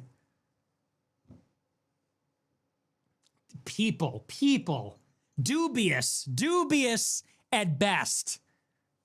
They say, yeah, man, you just got to wake up at 6 a.m. Trust me, you're going to feel a lot better. You got to get out of bed and get moving. Get that body moving and eat clean. It's like, well, I don't feel like eating clean. My life is sad enough. I don't want to eat vegetables for dinner. Rice and grilled chicken. I'm going to need a little bit more than that to take the edge off. I'm going to be getting a scooper and scooping rice and grilled meat out of a glass container from the fridge and heating it up. Why don't I just kill everybody and go to jail at that point? Why don't I just go to prison? At least then I'd have a story to tell. Yeah. So I won't do it. I have to live a certain way. I'm a big believer in we have to say yes to life. And sometimes that means saying yes to being awake all night and going on a walk. Sometimes that means saying yes to waking up and not getting out of bed. And sometimes that means we're just going to, drink a cappuccino and live a certain way. We have to live a certain way. We can't, there's something like, this is what I wanted to find when I was in Italy. I wanted to find a more, I don't know, like enriching existence. I feel like here, everybody's too into the self-help stuff. They just treat us like we're supposed to be machines or something. It's like CrossFit and meal prep and self-improvement and strength training. It's like, what am I training for? I'm not a horse. Eat clean. What, like I'm cattle?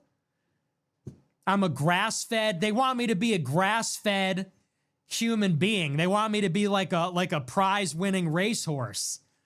It's like, well, what if I feel like eating dessert today? What if I feel like just drinking coffee and thinking about things, you know? So anyway, and that's me. What was the question again? Somebody said if you eat clean, you'd sleep better. No, I don't think I would. I think that would just make me more miserable, actually. I see what these people eat. My buddy, that's all he eats is chicken and rice. Chicken and rice. Bullshit. I can't do that. So anyway. So that's what that was a genius. Honestly, W. Dasha for an all-time classic. Can somebody link that to me? Maybe you can link that to me. Because I got to show some love. That was an all-timer. That was one of those rare tweets that just cut through all the nonsense in that conversation. Hey, man, you just got to go to sleep every night. It's like, isn't that sort of the problem? Diddy Sprinkles sent $200. No message. Thank you for the big super chat. Appreciate it. Titty Sprinkles, big Pro supporter. White Jesus sent $20. I'm an online activist fighting for whites, but I worship a Hebrew. Holy low IQ. Indiana Catholic sent $20. What do you think of John McKendy as a potential candidate for 2028? Apparently he took money from Teal. I think it's very interesting. I like his story because I know a little bit about him, and I know that in 2020, he was the guy that came in at PPO to clean up the personnel. That's a little archaic lore for you.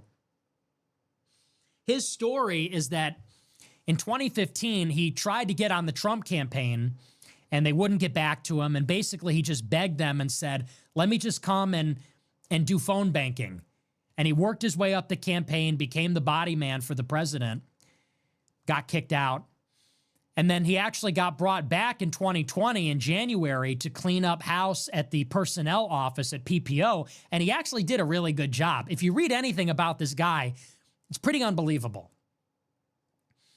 He said that, or they said about him that they were doing these loyalty tests. If you Google him, you'll find that when he was running PPO, they were filtering people by saying, like, are you loyal to the president's agenda? Are you America first? If not, you're fired. So, could be interesting. Basef sent $20. Important for interpreting the survey results. Most of the Grow-Wipers approved of Trump's handling on the Epstein files.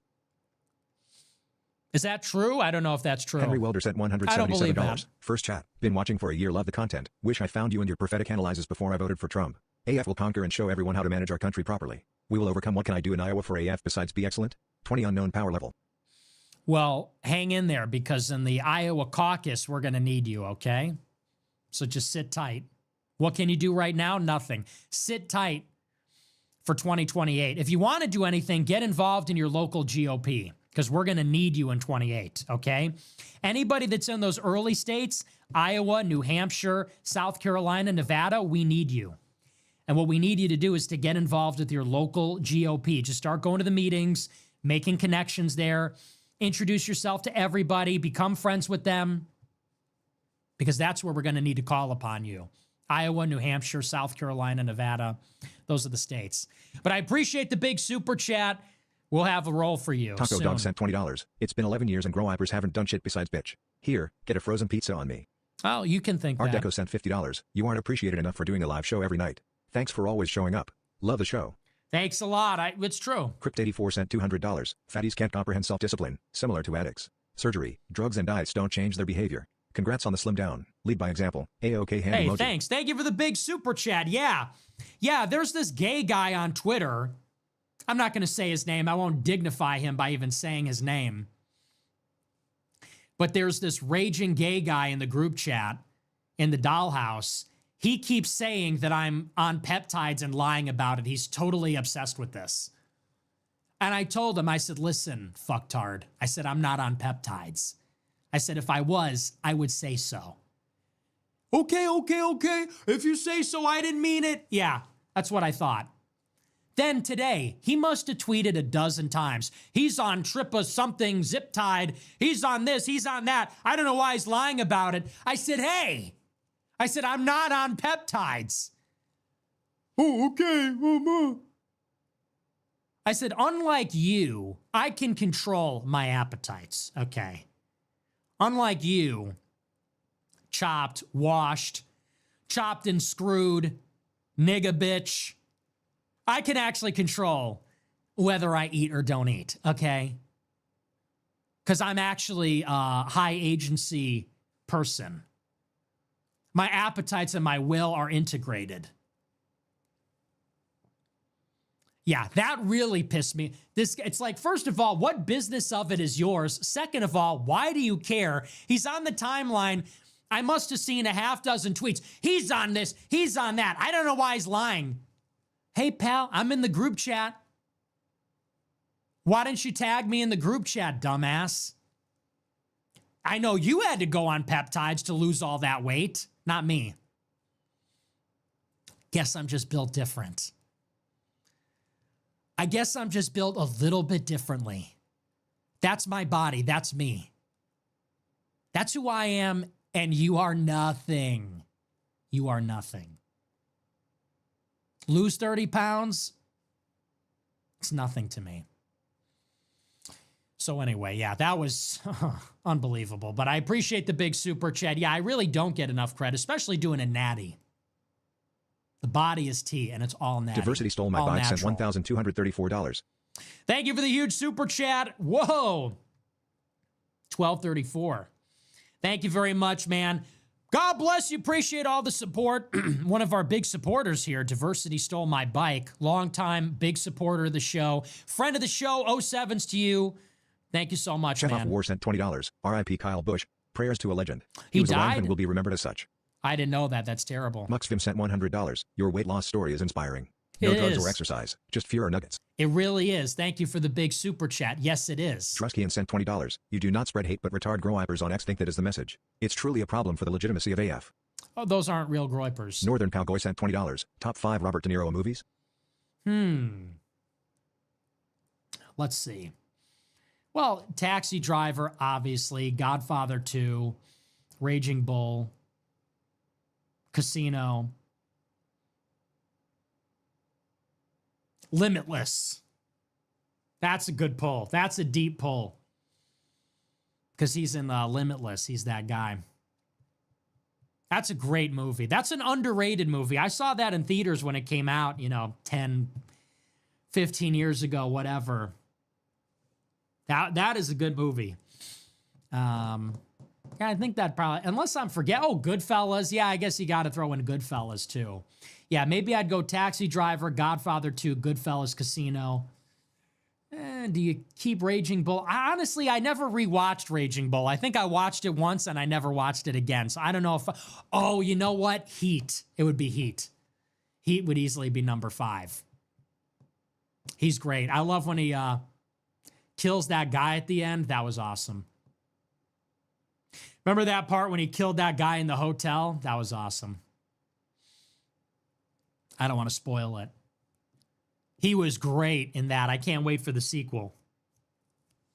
Am I missing anything else? I'm trying to think about some of the other Scorsese movies. I didn't like The Irishman. I thought that was stupid, honestly. What else was he in? Yeah, that would be the top 5. Taxi Driver, Casino, Goodfellas, Heat. And what was the... And Godfather 2. Easy. Collateral? Yeah, Collateral was okay. Which one's Collateral again? Is that the one with Tom Cruise and Jamie Foxx?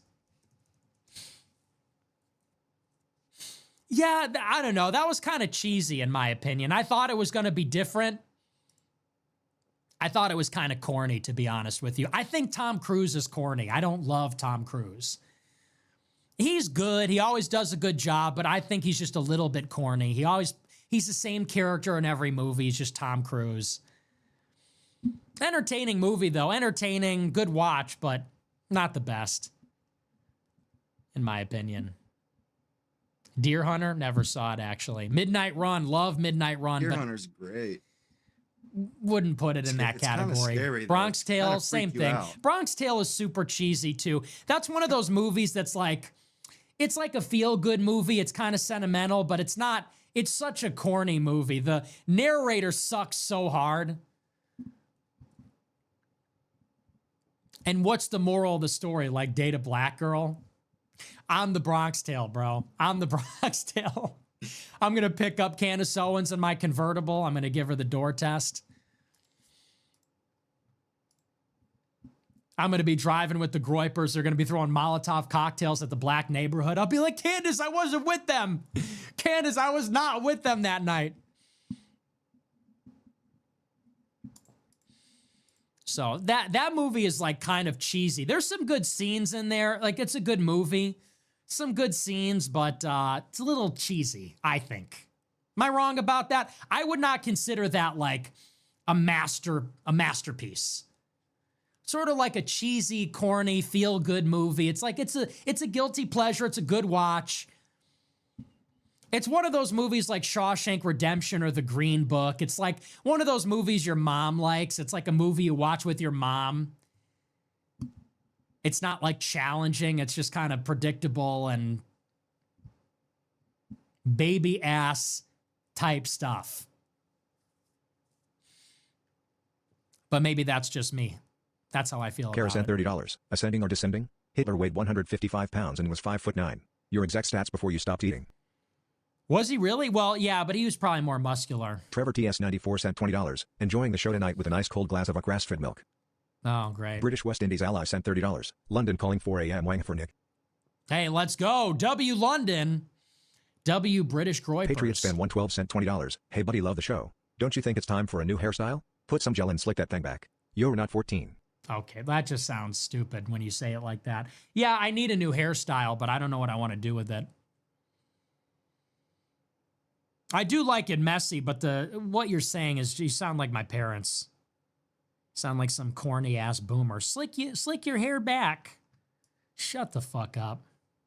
Dipak sent $20. Photographer from last night. I am a professional. I sent you a DM on Twitter with my portfolio, but keep it on the DL smile. DL is what we do. Kidding. No, but I sent you a DM actually. I hit you back. So yeah, we'll keep it very DL. We'll keep it very discreet. But no, I texted you back on Twitter, so I don't know if you sent that before or. But yeah, I texted you back. Laura DB sent $20. Frog emoji. Very impressive. A lot of people say like, "Oh, I want to help, whatever." So I had to check and see if you were a pro, but looks pretty legit. JD Vance's thyroid sent $20. I apologize on behalf of all Armenians for Dan's chicanery. The peak of his career was when he threw a porn star off his roof. Yeah, that was kind of awesome. I can't even lie. That was pretty awful. If you throw a stripper off a roof, that's kind of based. But yeah, no, it's a shame what happened with him. But $20. you know, it was probably necessary. Roy sent $20. SO mom. Good emoji. At 68 yo we talk Catholicism and politics daily. She PMOFR Maudsley. She asks my friends you watch Nick? She's so grateful for you and says God writes straight with crooked lines. Keep it up, we love you. Aww. Latin cross emoji. That's really cute. That's very sweet and very cute. Shout out you and your mom. I love to hear that. That's very adorable. Gotta love the grandmas and the moms. We love that. That's very sweet. She PMO Father Maudsley. What do you do? She pissing him off or what's PMO? Father Maudsley's great. He's excellent. I'm glad she likes the show because I know the show is a little controversial at times. I don't want to put everybody off, but that's sweet. I like that. Shadow 408 sent $20. You're trying the Alex Jones with that mustache, ain't ya? I don't think so. Clitters Cowboy sent $20. Want to know the future? Watch Nick Fuentes shout out day. True. Racial Slur sent $20. Were the Dulles brothers patriots? I think it could be argued they were. Bob 100 sent $25. Nice stash. Keep up the great work. Thank you. L. Ron Buff sent $20. Nick, I know being raped is not a concern, but what if you're outside and a condor or some large bird swoops down and grabs you? Well, that would be a real problem. Pat Groip once sent $20. Jesus Ministry was funded by women too, so you're in good company. Also, Micro Machines was a great pull. Major League swag out. You like that one? That's a little callback. That's true. I never even thought of it that way. Clitters Cowboy sent $20. Just a young guy in Maryland. What's your perspective on MD politics? What advice do you have for one individual to start making a change? I don't know anything about Maryland politics. Just get involved. Start meeting people. Start meeting people, doing stuff for people. Just get good at socializing. The best thing you can do is just get good at socializing. Be a good listener. Be respectful. Be engaged. Put your phone away. Look people in the eye. I'm not even exaggerating. That is such an underrated ability. Ask questions, ask for favors. Not crazy stuff, but, ask people to help you out. I would just start making connections. So if you're a young guy, get involved in your young Republicans, college Republicans, get on a campaign. I don't know your situation, but that's my advice. Lofi sent $100. Thank you for the big super Math on you chat. 69 cent $50. Do you think Rahm Emanuel is going to run in 28? Given his history and outward opposition to Bibi, would he be a threat? No, I don't think he's cut out for that. I don't think he's cut out for a national profile like that, but they're saying he's going to run. So John K sent $250. Well, straight up denied me trying to subscribe on website. No pending, no nothing. Just denied. The new intro is modern and more professional. Old one was gay. Alex is Alex. Okay with Harrison, who really rubs me the wrong way is Owen. His departure was weird. He lied. Now cringe can't watch him. Houston has a strong food scene. Okay, well, thank you for all of those thoughts on everything. Appreciate the big super chat. Straight up deny. Well, I'm not going to troubleshoot your whatever issue, but thank you for the big super chat. I mean, did you try Google Pay, Apple Pay? There's a few different options. Yeah, I didn't like what happened with Owen and Alex either. I thought he handled that very poorly. Bro, I promotion sent $20. I was with Army at JTFSB Spring Fall 25, doing dismounted patrols, etc. My PLT average 20 plus turnbacks per patrol /day and DX. I don't know what that means. Scroy percent $100. W show. Thanks for getting me through night shifts. Truly the GOAT. Thanks for the big emoji. super chat. Appreciate And then it. Roy Glad sent to hear $20. it. Hey Nick, if you're looking for a custom men's clothing stylist, how would someone reach out to you? DM me on Twitter. AK47 sent $25. Hot mustache. Think so? Yeah, my hair's just too poofy right now. I need to get it cut. I had him leave it too long, I guess. Or I got to style it Mr. Person differently. sent $50. Stash looks great, GOAT. Deeply Thanks. respect you. Thank you for everything. Thank you. Hassan Piker's glasses sent $20. I need a pretty groy pet to take care of my emotional needs. Pass her around, bro. Okay. Pagoy Toy sent $20. Glad you lost that weight. I was concerned for your health. The suits are now a little loose though. Time for an alteration. Okay. Thanks. Yappenheimer sent thanks for the $20. tips. What's your beef with Bukele? Aren't we after something like him that'll grab the country by the neck and pull it out of its hole? I don't have a beef with him. White or America something. first sent $20. I bet if you came out, pause, as a Fed nobody would believe you. Smiley Very face good. emoji, smiley face emoji. I wonder what would happen if I just said like, yeah, so what, I am or something. People would just be like, yeah, we do it. Randy Fine So- Sextile sent $20. Would a ground invasion harbor enough hate for a significant amount of Jews to return to Israel? No. Thomas what? Massey Burner No. sent $20. If Tucker and Joe Kent are anti-Israel, then how can they be on the same team as pro-Israels like Deal, Vance, Sachs, etc. Is one side just faking it or something? I've explained it so many times. Tucker is not anti-Israel at all. He never said he is. That's the problem. You guys don't pay attention. Tucker is not anti-Israel. He tells you every time. He goes, I'm not anti-Israel. I love Israel. I'm not an anti-Semite. I love Israel. I love Jerusalem. It's my favorite place to go. Blah, blah, blah. Like, no, bro, he loves Israel. He is part of this like Pentagon clique.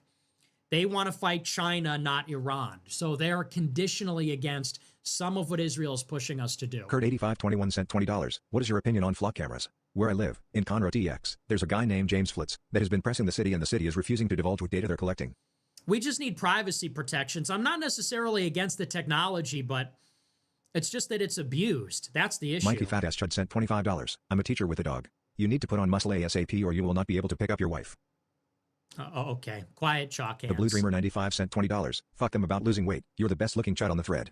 Thanks. Wagey Appreciate Groypat it. sent $50. Hey Nick, I ordered merch on March 24th for my husband's birthday but it didn't come. I emailed the help desk multiple times, but no response. Okay. Could you look into this? Thank you. Pink card Yeah, emoji. I'll get on that right 17 now. BMI Grower Pet sent $30. Don't let fatties body shame you. You look incredible. 126 pounds is a perfectly acceptable weight for men. Low bone density. Okay. Vexelum88 sent $20. Make the stash smaller or no balls. CJ91 sent $20. Keep trying to link the AF reading list you made with Dag and Milo years back, but Rumble won't let me. It's on my X for any Nugents who keep asking about a reading list. Big shirt but no pants sent $25. Would you rather be a pirate, cowboy, or samurai? Also Waka Flocka shouted you out on his Instagram story last Saturday. Really? What did he say? Waka Flocka, that's a throwback. Goodness.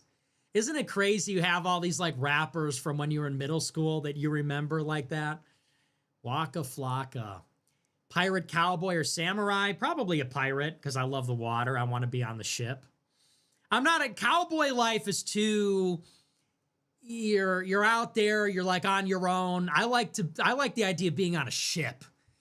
I want to be the captain of a ship. You got a crew. You're like a squad. You're squatted up. So you guys know I love the pirate LARP. I'm a big pirate head. Cowboy is cool too, but I don't like this Lone Ranger thing. And it's too, like, hot. I don't like this idea, like, being in the desert or something. I don't like that theme. I would go pirate for sure. Samurai's just too Asian. Donkey Jacket sent $20. Former Republican here. Just found your show. Looking forward to voting Democrat in 2026 and encouraging everyone I know to do the same, unless it's fishback. Love it. Cozy Postaja sent $50. GOP can't and won't defend every district. We can slip through the cracks. We boot the traitors and boost our guys where the GOP can't defend, and we take the party in a decade. GOP great replacement. Good game plan. User 1257456 sent $20. Please stay safe, man. Building a network of brothers and currently getting my money up for AF. Love it. Yes, get your money Donkey up. Jacket sent $20. If you still don't understand why we.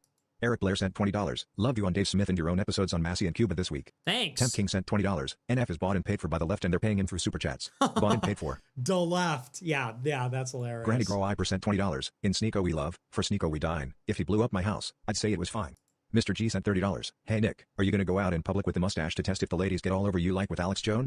Slavs for Latino Emperor sent $22. Bless me, father, a 122 pounds Ukrainian to marry 200 pounds Latina. My son shall be known as Nick Jr., the savior of Europe and Ukraine. Balkanianman sent $20. To quote Agent Smith, why my gosh ill, why do you persist? How does anyone still support this little fucking fat retard at all at this point? Oh. Trend following Groy sent $50. Hitler mustache for casual Friday. Kobe 805 sent $107. Birthday kick emoji. Thank you for the big super chat. Whose birthday Heath is sent it? $20. No, Nick, you're getting it all wrong. We have net negative migration. Something I never thought would happen in my lifetime. Brother. Yeah, right. Visit 21 sent $50. I took your simple advice of not eating and I've also lost out 30 pounds since the new year. I mod harder now and life's just better. Diets are cope. Starve maxing is the way. You're the goat by the way. Yes, Go starve max. Crypt 84 That's cent the way. $50. Gonna trim the sides of that stash down a bit. Come shot Guck Roy per Okay. 67 cent $20. You know the cope is going to be insane about these deportation numbers after tonight's show. The Trump shells are going to go crazy on Twitter and have a field day with the clip. Uncle Groy per cent $100. Keep the beard, you look very handsome. Do you have plans for Memorial Day weekend? Christ is king. Thank you for the big super chat. So the beard is gone. So how would I keep it? Keep the beard, he says. Oh, okay, I'll keep it then. Okay, I'll keep it. Trumplefinskin sent $20. Hey big guy, bring back the whiteboard. Okay. How's Al? New into his crazy energy. Also pee pee poo poo. The dog Oliver is James good. sent $20. I want to stop eating too. What were you honestly eating when you did eat? Just chicken and veggies? Help us ascend. I don't Iowa know Grower per sent anything, man. $20. Nick is in his petite era. Duty Boy sent $20. You might be a pussy if you're scared of germs, you short bitch. Love you, though. Wang forever. Yeah, Brett's charming. Poo % $25. 8%. 12%. Dan Oh. Kazarian could never. Dan Kazarian, that's it. I was looking for something like that. That's it, Dan Kazarian. Blurt sent $20. Who do you watch on Kick besides our brown clown Sneeko? That's I seen great. you in his chat the other day. Nick on Kick soon. Dan Kazarian, that's what we're going with. That is really good. Nice job. Who do I watch on Kick? Sneeko, Clavicular, Asmongold, Aiden Ross, Cheezer. That's who I watch. African American Tron below 11 cent $25. Candace. Tyler Russell. African American Tron below 11 cent $25. Candace was nicer to Hunter than she ever was to you. Ironic that being a crackhead is a way to a black woman's heart. Think he gave her some? Blurt sent $20. Who do you watch on Kick besides our brown? The White Rican sent $20. Chocolate or vanilla shake? I don't know, man. Depends. Broken Groy % $100. Thank you for the big super chat. Leave Groy Appreciate % it. $20. How can you take over Canada when you can't even take back Chicago? Trump has consistently antagonized and betrayed Canada. Shavery sent $20. Been 9 days since I had a computer. Just finished setting it up. Is there any better feeling? It's a pretty good feeling. Douglas Kappa sent $30. Nick will finish what Clav started. I'm gonna have to, yeah. I love Clav. I'm not trying to diss him. I had a clip the other day. He reacted to it. I still like him. I'm still cool with him. But it might be my turn to ascend. After I get my leg lengthening surgery, I think it might be over. Leg lengthening, gonna get on test. And then let's see. Then let's see how it all shakes out. Should I do leg lengthening surgery? That would be pretty drastic. But it might be AF necessary. Ruby Ridge sent $20. Love the show, you're huge in Idaho. Thanks. Clav Groiper on X sent $20. Groiper ever since your stream with Clav. Clav said you were right, have the incel situation. Love you all's friendship. Unity. Unity, so NTC true. Groiper sent $20. What's the esoteric lore behind Saturn and what are hidden sparks since you said you were one? Interested. I didn't. Just look into it. This is Kabbalah, okay? That's just all Kabbalism. And they have this story about how in the beginning, You have God, which permeates everything. He opens up a space inside of himself where creation grows. God, it sort of enters the created world through the 10 Sphirot, flowing from top to bottom. And it's said that the way that God poured himself into the Sphirot was uneven. It broke. These emanations of God is what they're called. And now the universe as we know it are all these broken shards of those emanations that contain godliness or that spark of God, and it's their job to sort of put it together. They say it's tikkun olam, this repairing the world, collecting those shards, ascending, and trying to reach God again. If I have that, it's been a long time since I looked into it, but that's something like what their mysticism talks about. So that's some beginner level Sure, stuff. alright, Eurythates fine sent $50. I have broken self-control, so I sucked it up and got on Zep. Now I'm not fat. I reflect on my shortcomings and solve practically with money and insurance paperwork. No excuses. Okay. Cosmic great. Roy % $20. Have you ever considered relocating to Northwest Indiana? Maybe you're a city boy, but at least the taxes are lower there. No, I think I'd rather die. Larry Hoover Pardon sent $20. Name your favorite red states. I have none. My favorite states are California, Illinois, New York. The only red state I like is Florida. That's it, probably. Every other red state, I think I'm good. Fur Burgerton sent $100. Maybe Wisconsin, Fur Burgerton. if that's red. Fur Burgerton sent $100. 34 yo with non-ironic mustache for 12 years. Commitment is key. Longer it's there, the less they talk about it. Okay. Take point on grower stash. Subtle / deniable identifier for movement. All love from Iowa. Hey, I'm going to shave it just because you said that. Thank you for the big super chat, though. I appreciate it. Oh, a 34-year-old with a non-ironic mustache in Iowa. It's like, oh. Okay. Top Spick Roy % $20. Real grow wipers are watching AF on the treadmill while getting their cardio in. Lean is law. W Spick. Radagon sent $20. WAF team. Yes. JM Groy % $50. Thank you. Gratitude Max Singh sent $20. Put on weight to pick up his wife? Like he would marry a fat chick. So Sam true. Clark sent $20. It's not that deep, bro. Just get on a plane to Cairns, Australia, get on a boat and learn to scuba dive on Great Barrier Reef. Shavery sent $20. Check the GC, this dude stole Dan Kazarian from me, SMH. Really? Well, okay. Okay, credit fag. It's yours. Okay, all right. That's our last super chat. Some of those are pretty rough, I'm not going to lie, but that's okay. That's going to do it for me. Remember to smash the follow button, smash the like button, leave a comment. Let me know what you think about the show. I'm on the air Monday through Friday. As always, thanks for watching. Big shout out, special thank you.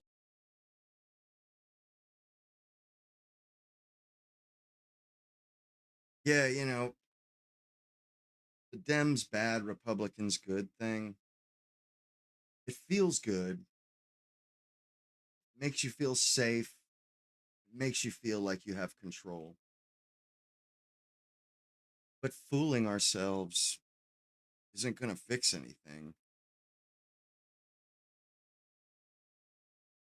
You know, I used to feel the same way, but who are we trying to fool here? Neither of these parties gives a shit about any of us. Neither of these parties care what we think, what our problems are, who we want to live around. They don't care. They couldn't care less. Truly, they could not care any less. You know, and it's just not as reductive as these guys want to destroy America and these guys don't. It's no. They both want to destroy what we love. They just want to do it in different ways. And it's not that they're destroying America. They're just destroying what we like about America. I like that America was a white country. But it doesn't really matter what I like. Like, when it comes down to it, it's kind of their country. We don't really own this country. We don't get to express ownership over the country. It's, I don't know, it's blackpilling as shit, just like Nick said at the beginning. But anyhow, that's my piece. I hope y'all